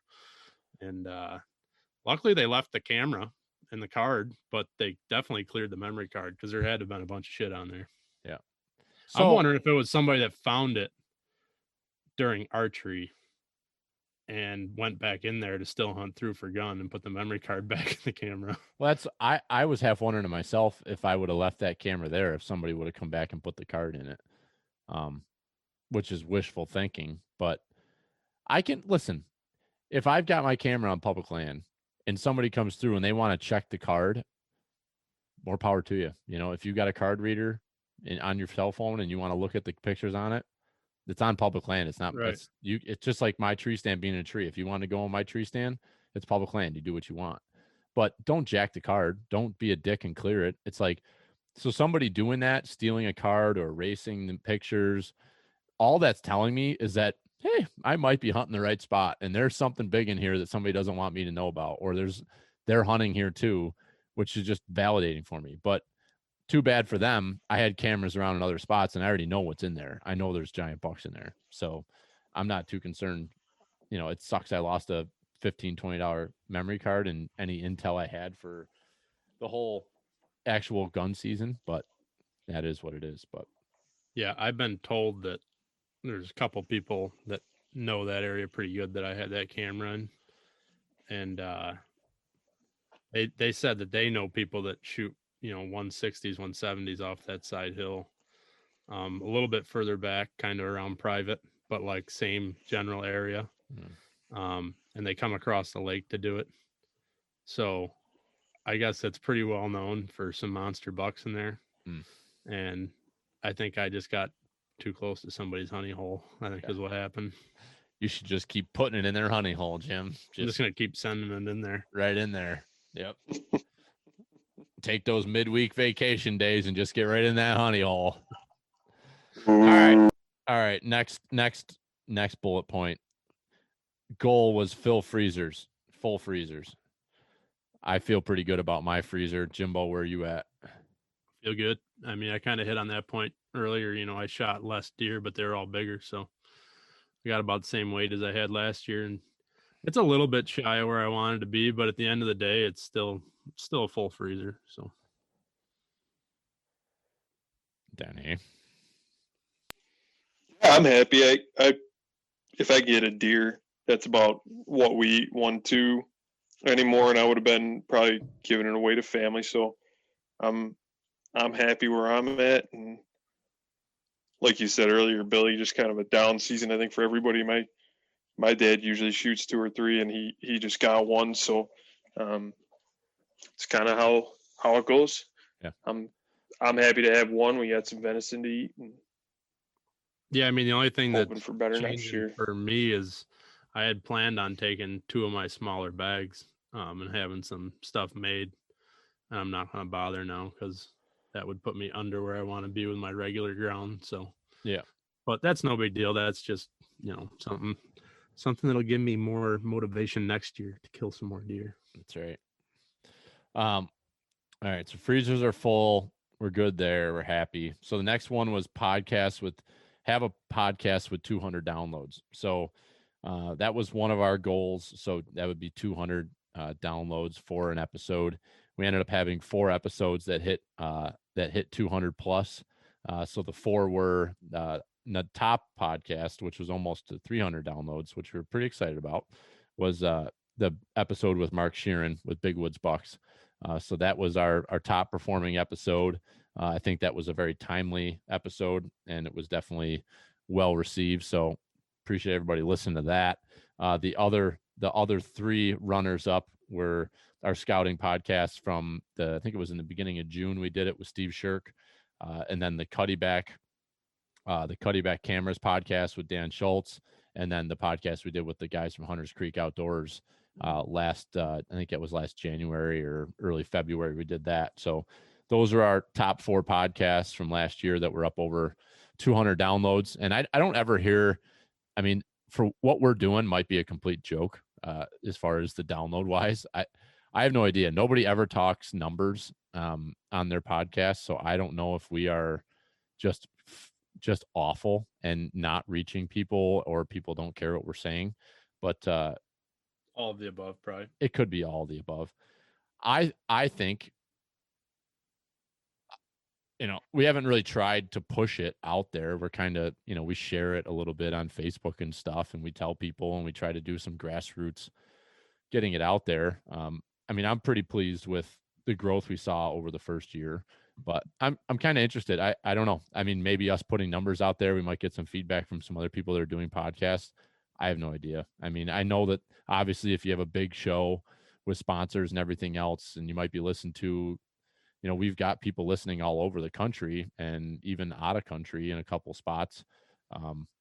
But that's our top numbers was, a couple hundred downloads plus on a few episodes. But, those were our top episodes there, which kind of interesting to me because, 2 of them were more of a big Woods Bucks conversation, obviously with Mark Sheeran, and then one with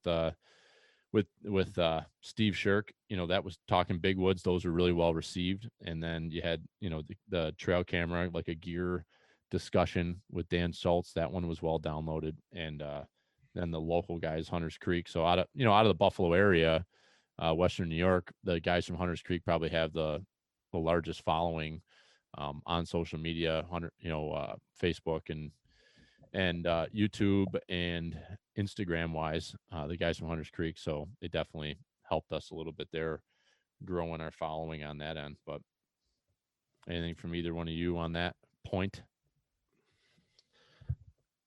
I think you just got to stick with it.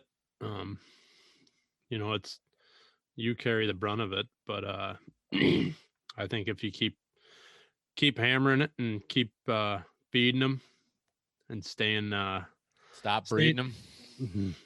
Yeah, that'll put an end to this. Yeah. No, I think you just got to stick with it. I mean, it grows, and the more people you touch and the more consistent you stay, the more people hang out and listen to you and talk about it. And I think it's just one of those things you got to keep pushing. Yep. Danny, anything? Yeah, I didn't really. Just little plug. I didn't really know much about Steve Shirk until you guys had him on and started talking about him a little more. And he said, he did a recent post, a handful about his 3-day strategy, and I found a lot of that stuff really interesting. I think he's putting up a lot of good content, more content maybe than he has in the past on Instagram and stuff like that. He's been a pretty useful source of information. I think I just have enjoyed his stuff a lot more recently. No doubt. And I encourage anybody who listens to this to engage with Steve, especially if you're interested in that big woods style hunting. Dallas and I did that scouting workshop with him last May, and we learned so much from him, and so much of the way that I attacked this hunting season. I took little tidbits and validity, validation from what I was doing from that time with Steve. So I encourage anybody from the PA area or the Western New York or Ohio, any of the bordering areas, if you can get up to meet up with Steve there in the Allegheny region, around Allegheny State Park area, meet up with him and do a little scouting and understand kind of how he's attacking things with his guide service. I think it'll benefit you greatly in your efforts moving forward. So definitely encourage that. But all right, the next goal that I had set some goals on our little our planning board we have. I had 5,000 downloads total I was looking to hit. We hit that this year, and then the next one was 10,000 downloads. We hit that as well, and we're up to 12,000 right now. So in the first year we had 12,000 downloads. So I'm pretty pumped about that. Feel like that's a solid number for our first year doing this without having a whole lot of experience or understanding exactly how to do it and how to get things out there. It's definitely a crowded marketplace. So I'm pretty pleased with hitting a number like that in our first year. Yeah, I got to be honest. It gets pretty overwhelming with all the different stuff that you can go listen to. Yep. I was big into a lot of stuff when this kind of got popular, and I found myself this year just not into much of it at all. I definitely cut back on the stuff that I listen to, and I don't know if that's happening with other people or what, but it's kind of tapered off for me. I used to find it all interesting, and then as there became more and more of it, I felt it kind of got repetitive, and there's kind of more local stuff now where I can relate to it better than some of the other stuff that I was listening to. And I just feel that if any other people are doing that, and they find something like this, it might, click to them better than some of the big stuff that's out there that kind of got popular 3-4 years ago. And it's nothing against them. I'll still listen to one of theirs and be like, wow, it's some pretty good stuff, but it's just not, it's not around here. It's more Midwest stuff. It's not relatable. Yeah. And it's gotten to the point now where it's more sponsored, I want to say. And it's just, it doesn't really excite me anymore. Yeah. But well, and I think that's the thing. We've connected over the last year with some people locally here, like John Teeter, like Ben Williams. If you want, like, you listen to Wired to Hunt, Mark, obviously he's like one of the original whitetail hunting podcasts, does a great job, but his stuff, he's got his core group of guys and people that he interviews consistently, and every podcast kind of starts to get into that routine of talking to the same sort of people, but it's not here at home. And like, we could call up and talk to John or talk to Ben and pick their brains and ask some questions on stuff right here in our backyard. So like that's what we're trying to focus this towards, and to get it in front of people locally here in New York and in the Northeast and some areas of Pennsylvania. We've got good listenership out of Pennsylvania and a little bit out of Vermont. So we've got some bordering areas that are checking us out and listening to us. But really our core market is New York. I mean, we have a huge market here. So it's just a matter of tapping into that. But I wonder, just like you said, Jim, I mean, this year has been such a freaking disaster lifestyle wise. I mean, nothing is normal. There's nothing normal about your normal work day, your normal schedule. I'm not on a routine that I'm normally on. And I know that that's affecting me. It's probably affecting other people. So it can be frustrating. Those numbers I laid out there, I think they could be double, triple that. I really think they could, but people just have so much shit going on. And I look at, like, we had solid months in October and November, and December was still one of our better months for the year, but it was down from what the last 2 months were. But the holidays, I mean, I don't know about you guys, but I haven't had shit for time in the month of December. December has been a disaster. Things have ramped back up with this virus. You got no daycare, which neither one of you guys understand that change in your life. But I mean, you've got a kid now, Jim, so that changes your free time and your availability to listen to stuff. And that completely changed my entire fall, is what that did. And it's not from an aspect of took up all my time. I mean, from a time aspect, Martha's great with letting me get out to hunt and stuff, but more of an aspect of, if this virus was here when we didn't have an infant, we probably wouldn't have been as worried about it. And I probably would have been doing more than what I did.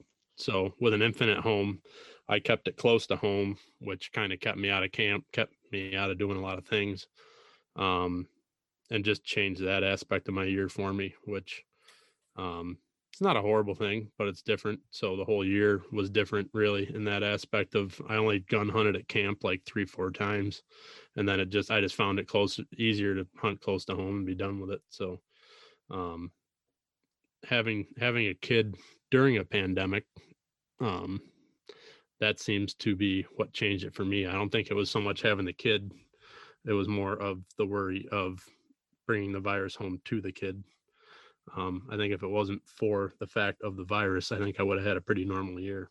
But yeah, no grandma babysitting time. That really effed me right in the freaking A.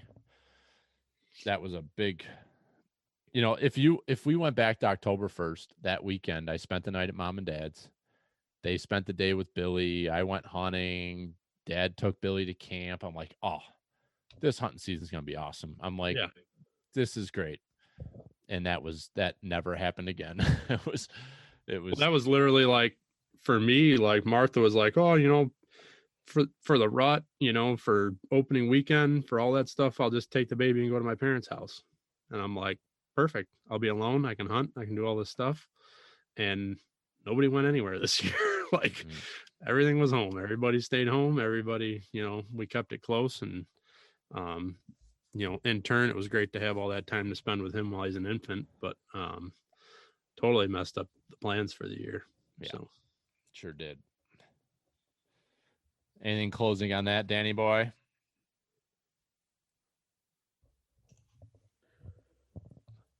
Yeah, I mean, I don't know why you said you were so busy in December. It's not like you were probably spent 10 days hunting the first 2 weeks of December. So no, I didn't. No, I didn't. Shit happens. It's alleged. I spent some time. What was interesting is that I hunted, but it was, like the weekends. I didn't hunt weekends this year. Like weekends were not a thing. Like it was rushing out for evening hunts. It was we had a couple days that I was able to take off to go hunt, but it was just not normal. Like if I look back, I actually cataloged all the days I hunted this year, which I've never done before.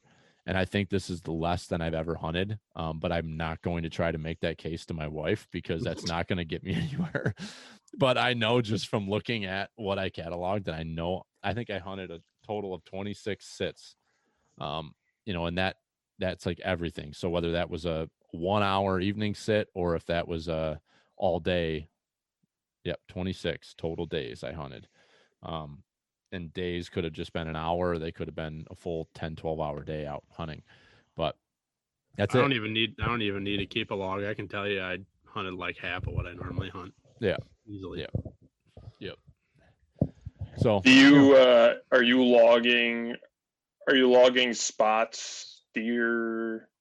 You getting super detailed there? I didn't go that far in depth. I logged whether I hunted morning or night or all day, and then where I hunted, the property I hunted, and then if I hunted, whether I killed or not. So, that's kind of how I kept track of it.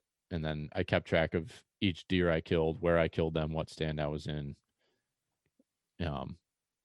whether the wind was blowing uphill or downhill. No, just kidding. I didn't keep track of any of that stuff. I can remember what the weather was doing, what things were happening. I've never kept this close a track of things, but I think it's interesting to look back at. And if said argument does occur, I can say, hey, look at, this is what happened. But I'll tell you what I did learn. Let me know how that works out. Yeah, I'm not going to do that. What I did learn from logging this stuff is that I'm really not going to focus a lot of energy. I'm probably going to take a weekend. I'm not going to put this shit on record. Do it. Yeah, don't do that. What I'm seeing is that there's a pretty good amount of wasted time that I spend in a tree thinking that shit's going to happen, but nothing ever happens in that second and third weekend of October. That there's a lot of wasted time there. And that's one thing reflecting on this season that I'm gonna cut back on that. I'll go drink some apple cider, pick some apples, some pumpkin, fucking hay rides, something, because almost every year I'm shooting a doe the second weekend of season. That's my first deer of the year. I would love to shoot a buck early. That hasn't happened yet, but I would like to do that in the future. But there's the middle of October there is just, it has never produced for me with the way I hunt, where I hunt, it just never produces. So it doesn't make a ton of sense for me to continue to burn goodwill at home in a time that never produces for me. See, that's why like every year I kind of hate going away during archery season to go up north because the deer population up there is nothing compared to here. Yeah. But we kind of started doing that 3 or 4 years ago with Tim's camp up there. And as much as you think it stinks to go up there during archery season here, that's kind of a great weekend to get you out of the woods here and not be stinking up spots when it's not great back here. So I do enjoy going up there in the middle of October because it keeps me out of a stand here. Kind of a fun hunt to kick the year off. And unless I'm really on something, patterned well in the first week or two, I'm not trying to kill anything really. So are you telling me that Timbo's saying that there was good buck movement in early November up there? Like I have not seen rifle? the pictures yet, but he is telling me, right. If he's excited, that's a good sign. He said several really, really good bucks in the daylight hours on like a week's period worth. He got on this like Hogsback crossing, like way back in. He took a swim back there during the bear hunt. That was pretty humorous. I heard about that. Yeah, he took a dip in the bog, and he loved that spot so much he took a trail cam back in there and hung it up. And he said it was unbelievable. He said the only thing he didn't get was a moose and a Sasquatch. That's the only thing he didn't get on camera. Which we don't know if there's any moose, but there's for sure Sasquatch. So, yeah, that's the more concerning thing is they didn't get a Sasquatch in camera, but Yeah. All right. So that's that. Last goal, and I'm gonna check this and then we're gonna move on, would be they were both sales related. So we had I had set kind of a lofty goal. I had no idea what we would do of $10,000 in sales through our links that we have through our affiliate stuff. So we ended up getting $4,600 in sales on those. So does that have like split like how much of it is us and how much of it is listeners? Majority of it was us. I don't know exactly who, but I would assume it was probably us three and Dan Jeffrey. I think Dan Jeffrey and Jim Riley and Jeff Jones. Those three individuals essentially are owners of Pertnear Outdoors because they solely supported our efforts here. So we thank you all for what you put there, but everybody who used the links and continues to use the links through our setups, we appreciate that. It's not a ton of money. We get a very small amount of commission, but it's enough to help a little bit with covering the cost of running this thing each month. So that's a huge thank you to you. And then Danny built the website and got us set up, and we sold some hats and stickers through there. So thank you, Danny boy, for your efforts on that. You did a great job. And did you ever sell out those stupid hats that you bought? No. If anybody is watching this on YouTube, wants to look like old Slick Willie here, you can. There's a whole bunch of them left on the website. I've been discounting them, and they're still not selling. So go figure. Yeah, these will be giveaways. My old man got one for Christmas, and he loved it. Yeah, it's a freaking great hat. I don't understand. Your marketing specialist said those are stupid. I wouldn't buy those, and those are the only ones that you're stuck with. So yeah, all the other hats sold in like no time. So all right. I that's fine, Jim. I will not ignore you next time. That's fine. The rest of them will just give away for prizes and stuff. Yeah, prizes and charity events and stuff. Tots no triggers. Yeah. So that's that. All right. So that was all of the goals that we had set. I feel like after an hour and 40 minutes into this conversation, we've covered everything that we said we were going to do and that we didn't do in 2020.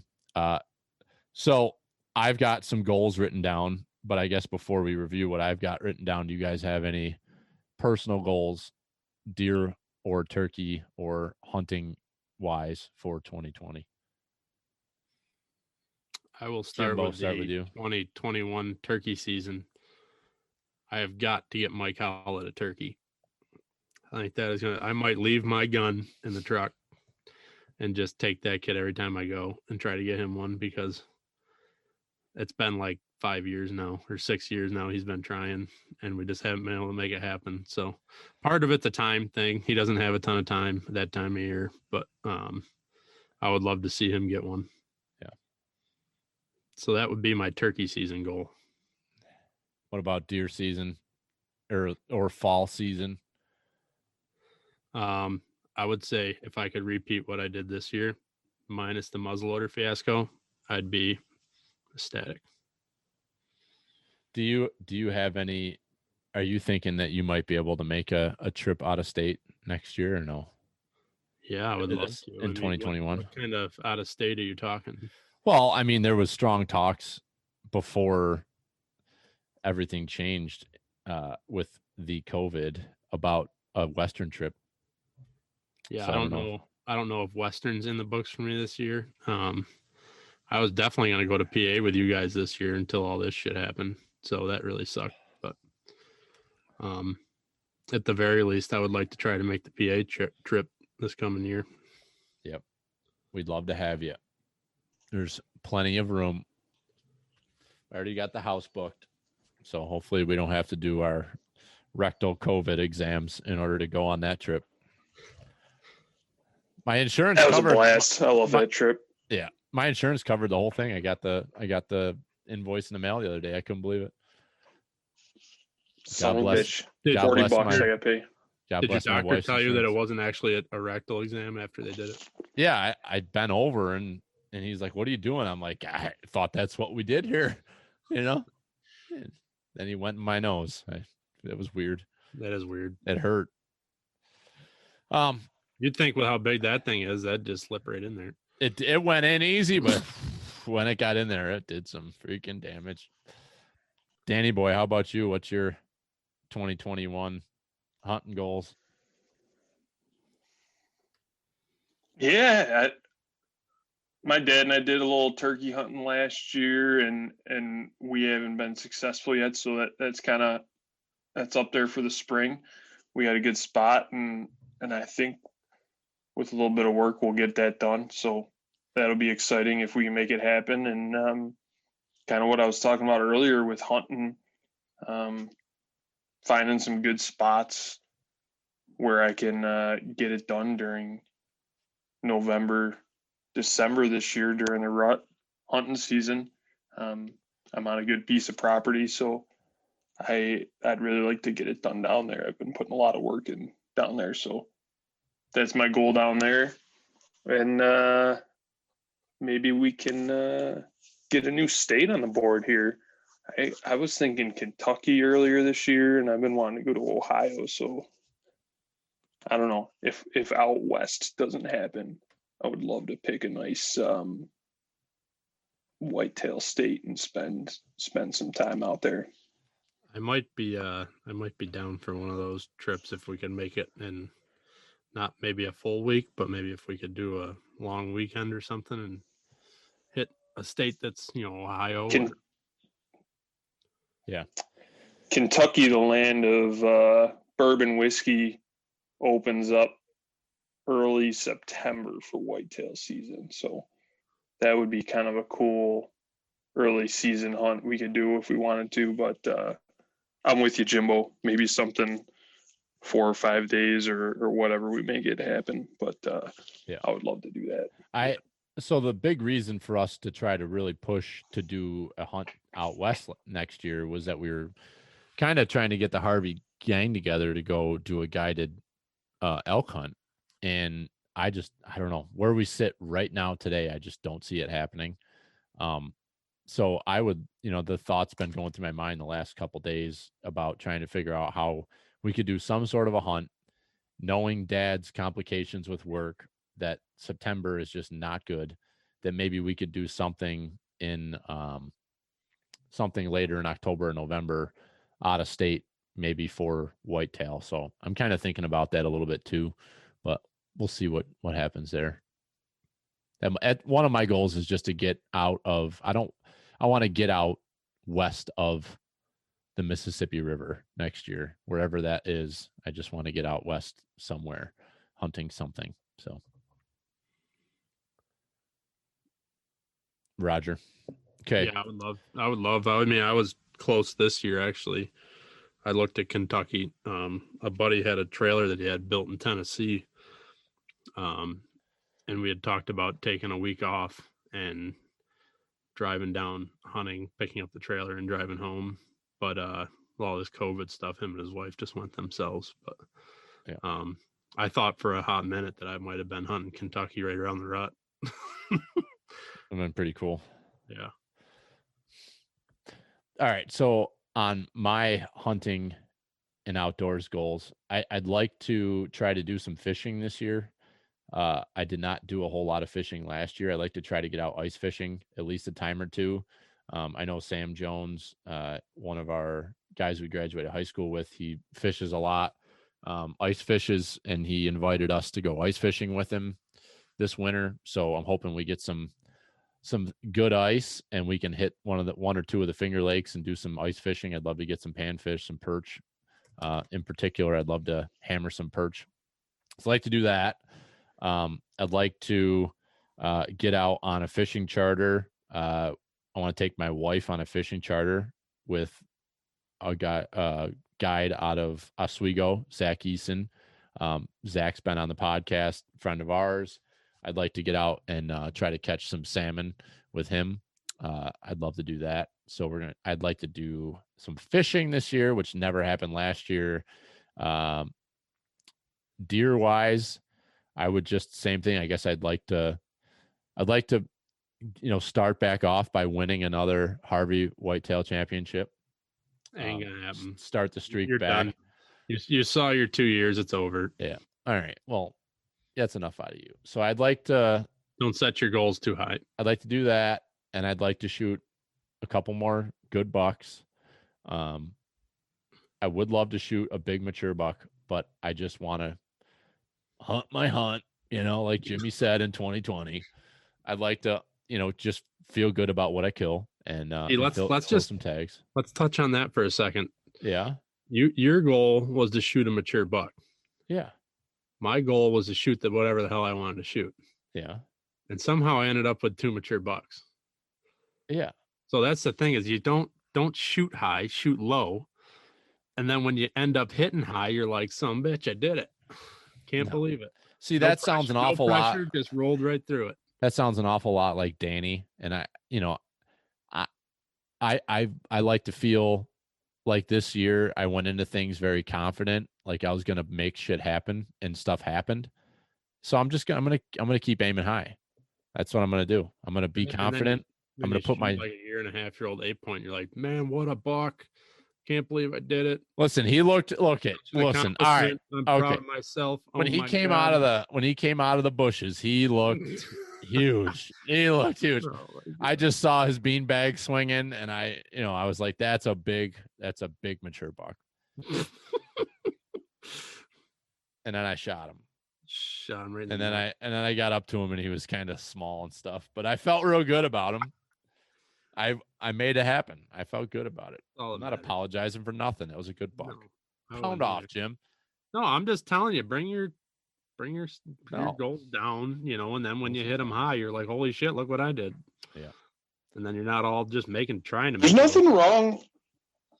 There's nothing wrong with high goals. Set your goals high. Yeah. And Jim? if you don't hit a big one, just shoot a bunch of flat tops. Yeah. Well, I'm all for that. You can bring your standards up a little bit, Jim. No, I'm gonna leave them right low. That's why I never hunted a single day for Frankenbeans, because I had no confidence that I was going to have an opportunity to shoot that deer. Yeah, I didn't either. Yep. Never hunted a single day for him. I was excited that he was there, he was alive, but I was like, I told Dad beginning of the season, I said, there's too many people running around here. It's going to happen just out of happenstance. There was no pattern either. There wasn't like, I'm going to go sit here and have a really, really good chance at him. I mean, there was, it's not a deer that you're going to set up on. No, he was a rut deer. So that's my goal, Jim. I'd like to whoop your ass, bring back the streak, get it going again. And wasn't there a quote out of your mouth there in the last reboot that you were like, you're going to have a kid this year. You're not going to be able to keep up all this stuff. I think that was said. I had a kid too. Yeah. And you told me I had no clue. All right. I don't need you over here lecturing me on what I said or didn't say. All right. I listened back to the podcast and I didn't say that. You seemed to leave a part out of there that I wasn't going to be able to keep up this year. No, dude, I'll tell you, you can go pound off. just pound a whole pile of rock salt, Jim. Oh God. All right. So those are my goals. I'm sure I got others, but nobody gives a shit. 2021. Just going to throw some numbers out there so they're recorded. And I would like to see us get to 2,500 followers on Instagram. That's my goal for us on the IG. Noted. I'd like to see second that. Can I get a third, Danny? Feed him. Hey, so on that topic, I need more out of you two fucking idiots, all right? Because you do nothing to help this platform. Except for a couple random. Sit on one. I'm posting all the time, you cock. Are you? Yeah. Where's Danny? Danny, where's your post? Let me more posts. I guess that's more direct. Did you see my story today? Yeah. Did you guys see my story today? No. We can't just all share this. You can't share it all at the same time. Oh, Marketing 101, boys. You need constant. Your post got no reactions because you posted it on the day after Christmas. We just got to bombard people. That's what they want. They want just constant, just overwhelming. It's like a ladder. You can't post all at the same time. That's why I posted it today. It's like a circle. That's why you posted October 15th and today. All right. For the record, you didn't post shit today. There's nothing on our Instagram story. Oh, God. There's nothing. I shared it on my personal one. What in the hell does that do for anybody? What I you share? shared our giveaway. It's the giveaway thing. So it's a link right to the thing, anyways. But you didn't tag us. You didn't nothing. We're Okay. talking about Why would I? contributing Because to it the shows up Pertnear right there. post. How am I supposed to run a profitable business Listen. when this is fucking dealing with a couple of When you're speechless. You're a Yeah, fucking you're a yeah. silent accountant. Yeah. You're risk averse. You're scared to do anything that's gonna freaking, I mean, I was super excited for this whole chicken coop thing. it's for all we know, those fucking I mean, you've murdered 24 at least chickens and you haven't shared any of that with anybody. I mean, that's great stuff. I mean, Yes. that's home living, man. That's yeah, let's you know get it's around it. you know what happens. You really felt bad about It always sounds great, right? It sounds great, and then you're doing it, and you're like, I just want to do this. Yeah, that's my I don't life. care if Danny. anybody else sees it. I just want to do this Yeah, that's and remember it. That's actually like many conversations I have with Billy. Why the hell aren't you posting? I know you're hunting. I'm like, yeah, because when I'm in the woods, I don't really care about my cell phone. Yeah, I didn't take a single picture when we were in Pennsylvania this year, and every once in a while, I was like, I should take my phone out, and I was like, I just want to enjoy this. It's a lot of fun. And then you got Billy there. Everybody's yelling at Billy to put his fucking phone away. listen. And then here's the deal: is that everybody's like, Listen, hey, maybe you wouldn't have been alone in the woods if you didn't have your phone out so much. Saying. it's fair point. I did have a lot of pictures that people wanted. People were like, hey man, send me those. And I was like, screw you, because I put all the effort in. Ain't nobody out here trying. I'm out here walking fucking 9 miles, taking pictures of shit, and then nobody's shooting anything. You know what I'm saying? And they just leave me out there for the wolves that the DEC says don't exist. There's fucking wolves everywhere. That's all I gotta say. You believe that? Is that okay, Sounds like a Bubbles hockey night in Canada to me. Yeah, it's my dad, he was quite the hockey player. So that's with this sort of content, we'll certainly reach 250,000 followers. All right.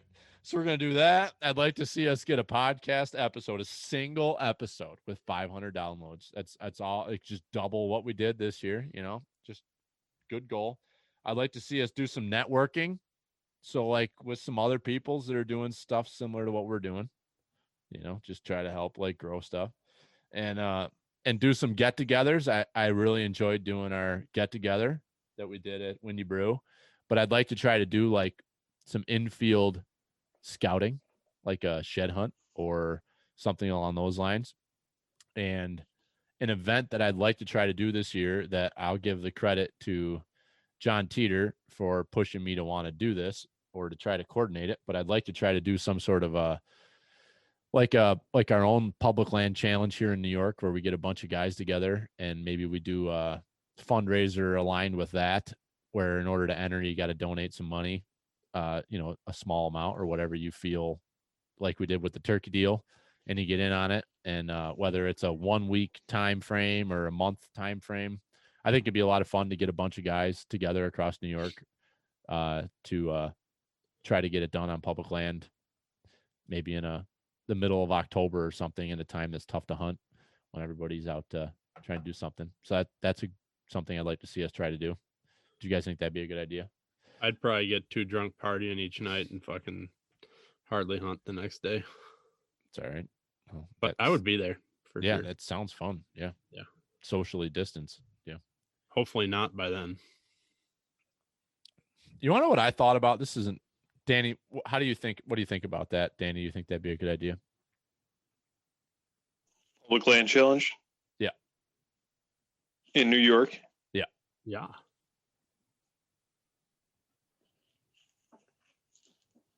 All right, you can mute yourself again. We don't need to hear from you. Yeah, I don't know. I mean, You stay home and play. You with know your how I kids. feel You about stay this. home and play with your I've children. always been. I ate a buck tag this year.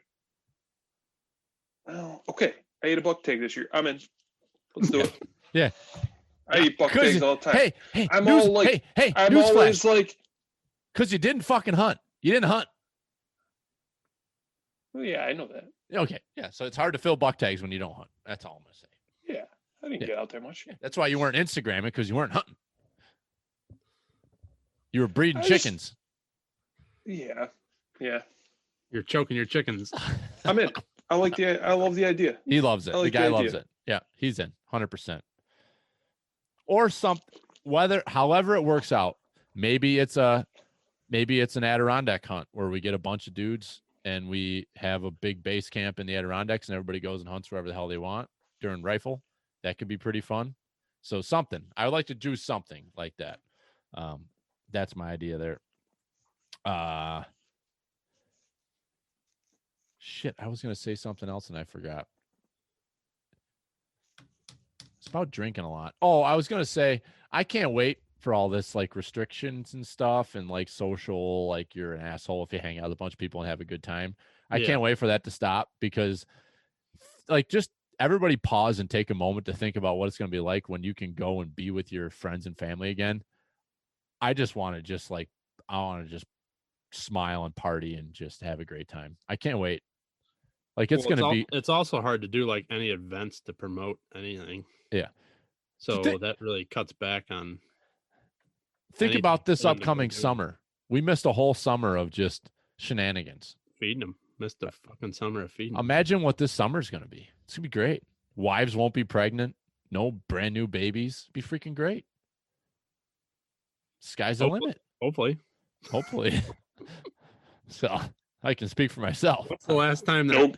What's the last thing? No comment on my end. Oh boy! Oh boy! Are we keeping? It's not a leading. Right now? That's not a leading comment. That is not a. It's a. So we got that. Next goal, we're gonna do the NWT. We're gonna do our turkey deal again.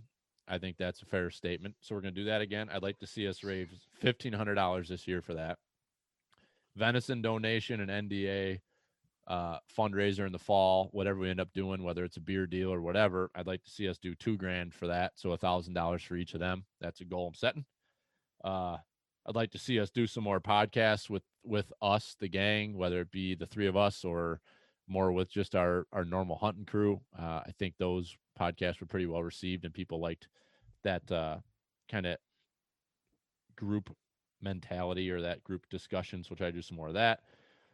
We're going to try to develop the website a little bit so that we've got maybe some more blog style like writing on there, whether it be cooking, gear, hunting tactics, things like that. But we talked about having a specific section for gear lists. So each one of us could put up our gear and what we're using and have some links for that stuff so that you guys can see exactly what we're using. And it's going to vary between, the three of us. And if Brian and Dallas want to throw their stuff on there, they're more than welcome to. But we want to do that as well, kind of develop the website so there's a little bit more of value on there. Yeah, that'd be fun to kind of have that interactive on there. Yep. Glad you like that, Jim. That's great. Second. You second that, Danny? Yep. All right, Third, you can feed 'em. put yourself back on mute. I appreciate that. That's great. Fuck you, Bill. Put the explicit Uh, emblem on this one. I guess I didn't make this a goal, but I'm going to make it a goal right now that the Buffalo Bills win the Super Bowl. Win the Super Bowl. Win the Super Bowl. You know what? Feed 'em. You know what a goal needs to be Oh. in correlation to that. What? You need to get our boy Trent on. Yeah, I really need to get Trent Murphy After on. football season's over, we need to get Trent on. Yeah.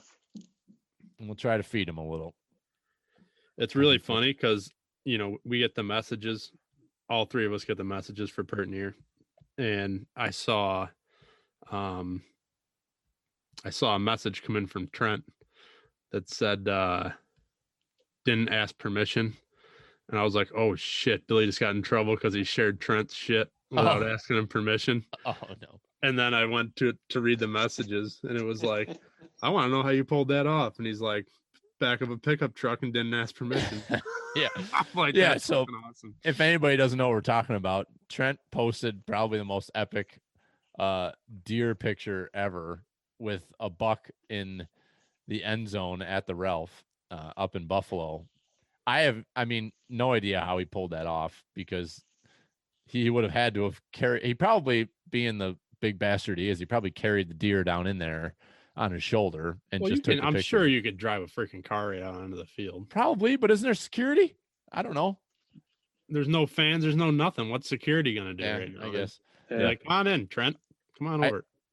I forget where I saw it posted, but I commented and said I hope there was no ticks on that deer, because now the end zone's going to have ticks in it, and people are going to have all kinds of be lime and Corona all over. Yeah, lime and oh man, that sounds delicious.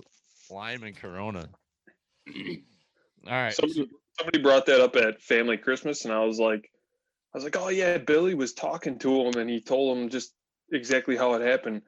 And I think everybody looked at me like, you were talking to Trent Murphy? Like, somebody was talking to Trent Murphy? Like, Pertnear's big time, man. We got 920 Shit followers. happens. Big It deal. was funnier than hell. I thought you were getting yelled at by him. I was like, oh boy, here we go. Nope. Yeah, so we'll try to, definitely that is a good one. I'd like to try to connect with Trent. That'd be cool to do a podcast with him after the season's over. So we talked about all that. That's all I had on my list. That's a lot of stuff. It was a lot of yammering. And it, I think Dad's going to listen to this and be real proud. He's going to be real proud. I had a whole agenda. We covered it all. I got check marks. It's amazing.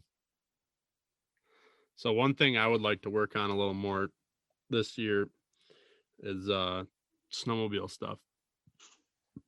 So if anybody has anything they want to contribute from the Western New York area, Chautauqua Lake area, any of that stuff, snowmobile reports, pictures, videos, anything fun. I know one of my buddies I ride with up in Tug Hill just got a GoPro, and he wants to do some videos. So I told him if we can get some videos going, we can get them up on the YouTube page. Yeah. So I want to try to do some more stuff with that.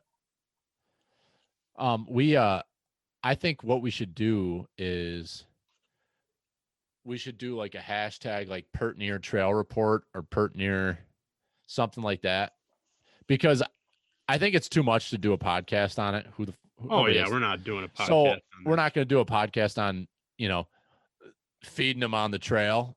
But if we could do like, if anybody's out there sledding and they want to just hashtag feeding them or tag us, we'll repost it. Or if I would say tag us, because it's harder with a hashtag. Agreed. So but just tag you us. can use the hashtag, but tag us, and we'll add it on over into our story or post it or whatever. I agree. That'd be fun. That'd be really fun to do that. And you have all those stickers, right, Jim? The snowmobile stickers. So Big Jim's got a pocket full of freaking sweet ass Pertnear Outdoors.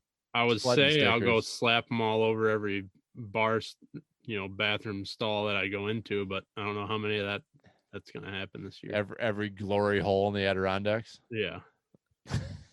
Probably not going to happen this year. So. Nope. The old boys up there don't care. No. Nope. They'll just put lime in it. Yeah. All right. I mean, it's a rundown. I kind of dictated this whole conversation. You guys have Jimbo, you threw the snowmobiling thing in there. Danny boy, you got anything else? No, I thought that was great.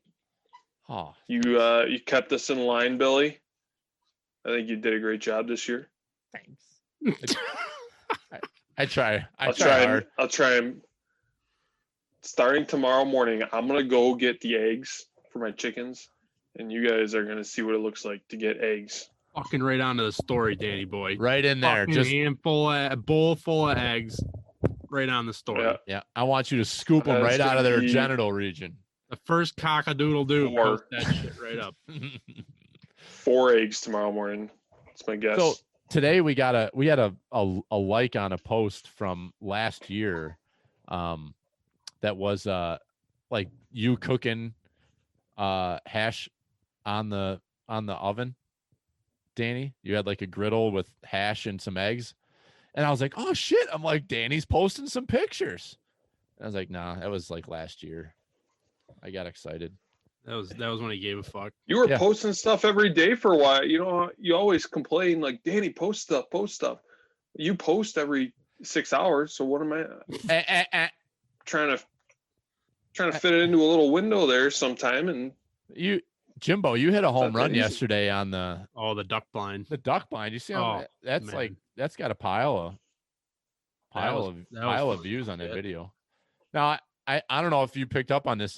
Did you pick up on the safety issue that Sergeant Harvey? No. So if you look back to that video, he had his finger right on the trigger. Good, fucking pull it. Indoors, Jim. It's inappropriate. Not impressed by the Sarge. He knows better. He's a master instructor. He shouldn't be. It looked like he cleared it several times. He did. He just kept feeding it. Yeah, feeding him. All right, we can wrap her up. I gotta go fill my sump pump again, and gotta get this thing edited up and ready for posting for the morning. So, tomorrow's Monday, isn't it? Tomorrow's Monday. I think tomorrow's like the first day back to hopefully reality. So I thought today was Tuesday. I'm all fucked up. Yeah. All right, Danny. Tomorrow, reality begins tomorrow. Tomorrow is the start of Danny's new approach to social media. It's going to be all Danny all the time. It's going to be great. Can't wait. I mean, what's the name of the thing going to be? Is it like? Hopefully I remember. Hopefully I didn't drink too much tonight. Yeah. I don't think you did. Nice Did orange we ever can. come up with a name for that segment? Drinking with Danny? No. Oh, the cuckoo's nest? Yeah. Cock's house? Cox. I was trying to think of something. Cock The house? cuckoo's nest. I like that. The cuckoo's nest? Cox with Danny. Yeah. I don't know. Pockets full of cocks with Danny. How many cocks you got, sir? Roosters, that is. 8 right now, and we're cocks. Just discussing expansion. Wow. Expansion is gotta wear in the cargo works. shorts to handle all those cocks. Yeah. Oh shit, that's funny. Yeah. All right. Well, let's wrap it up on that. We'll figure that out. Maybe somebody will give us guidance there. But thanks for a great year. Thanks for helping support us. And I did get a beautiful handcrafted Pertnear Outdoors flag for Christmas, like a big flag, like a 4x6 flag. Ooh. Yeah. Nice. So we're like essentially Barstool. Who got you that? Huh? Rachel Mimkin. Rachel Kirsch. I was gonna say your wife Are definitely. they for sale on the website yet? We might be able to make that happen someday over the rainbow. I'd hang one It's out not in a bad front of my idea. house. Yeah. Yeah. Start thinking about we get some merch. Let's get We some do need merch. up on that We website. gotta get that going. That's a 2021 goal. So okay. We can keep talking apparently. Thanks, boys. Go Bills. Tomorrow's Bills. Monday, and the Bills are playing Monday night in Go feed 'em. Foxborough. Fucking feed them. Let's go. Fucking feed 'em. Let's go. Let's go, baby. It's gonna be a good year. All right. See All you, right. boys. Thanks for listening, everybody. Keep feeding them. Keep feeding them. Bait 'em.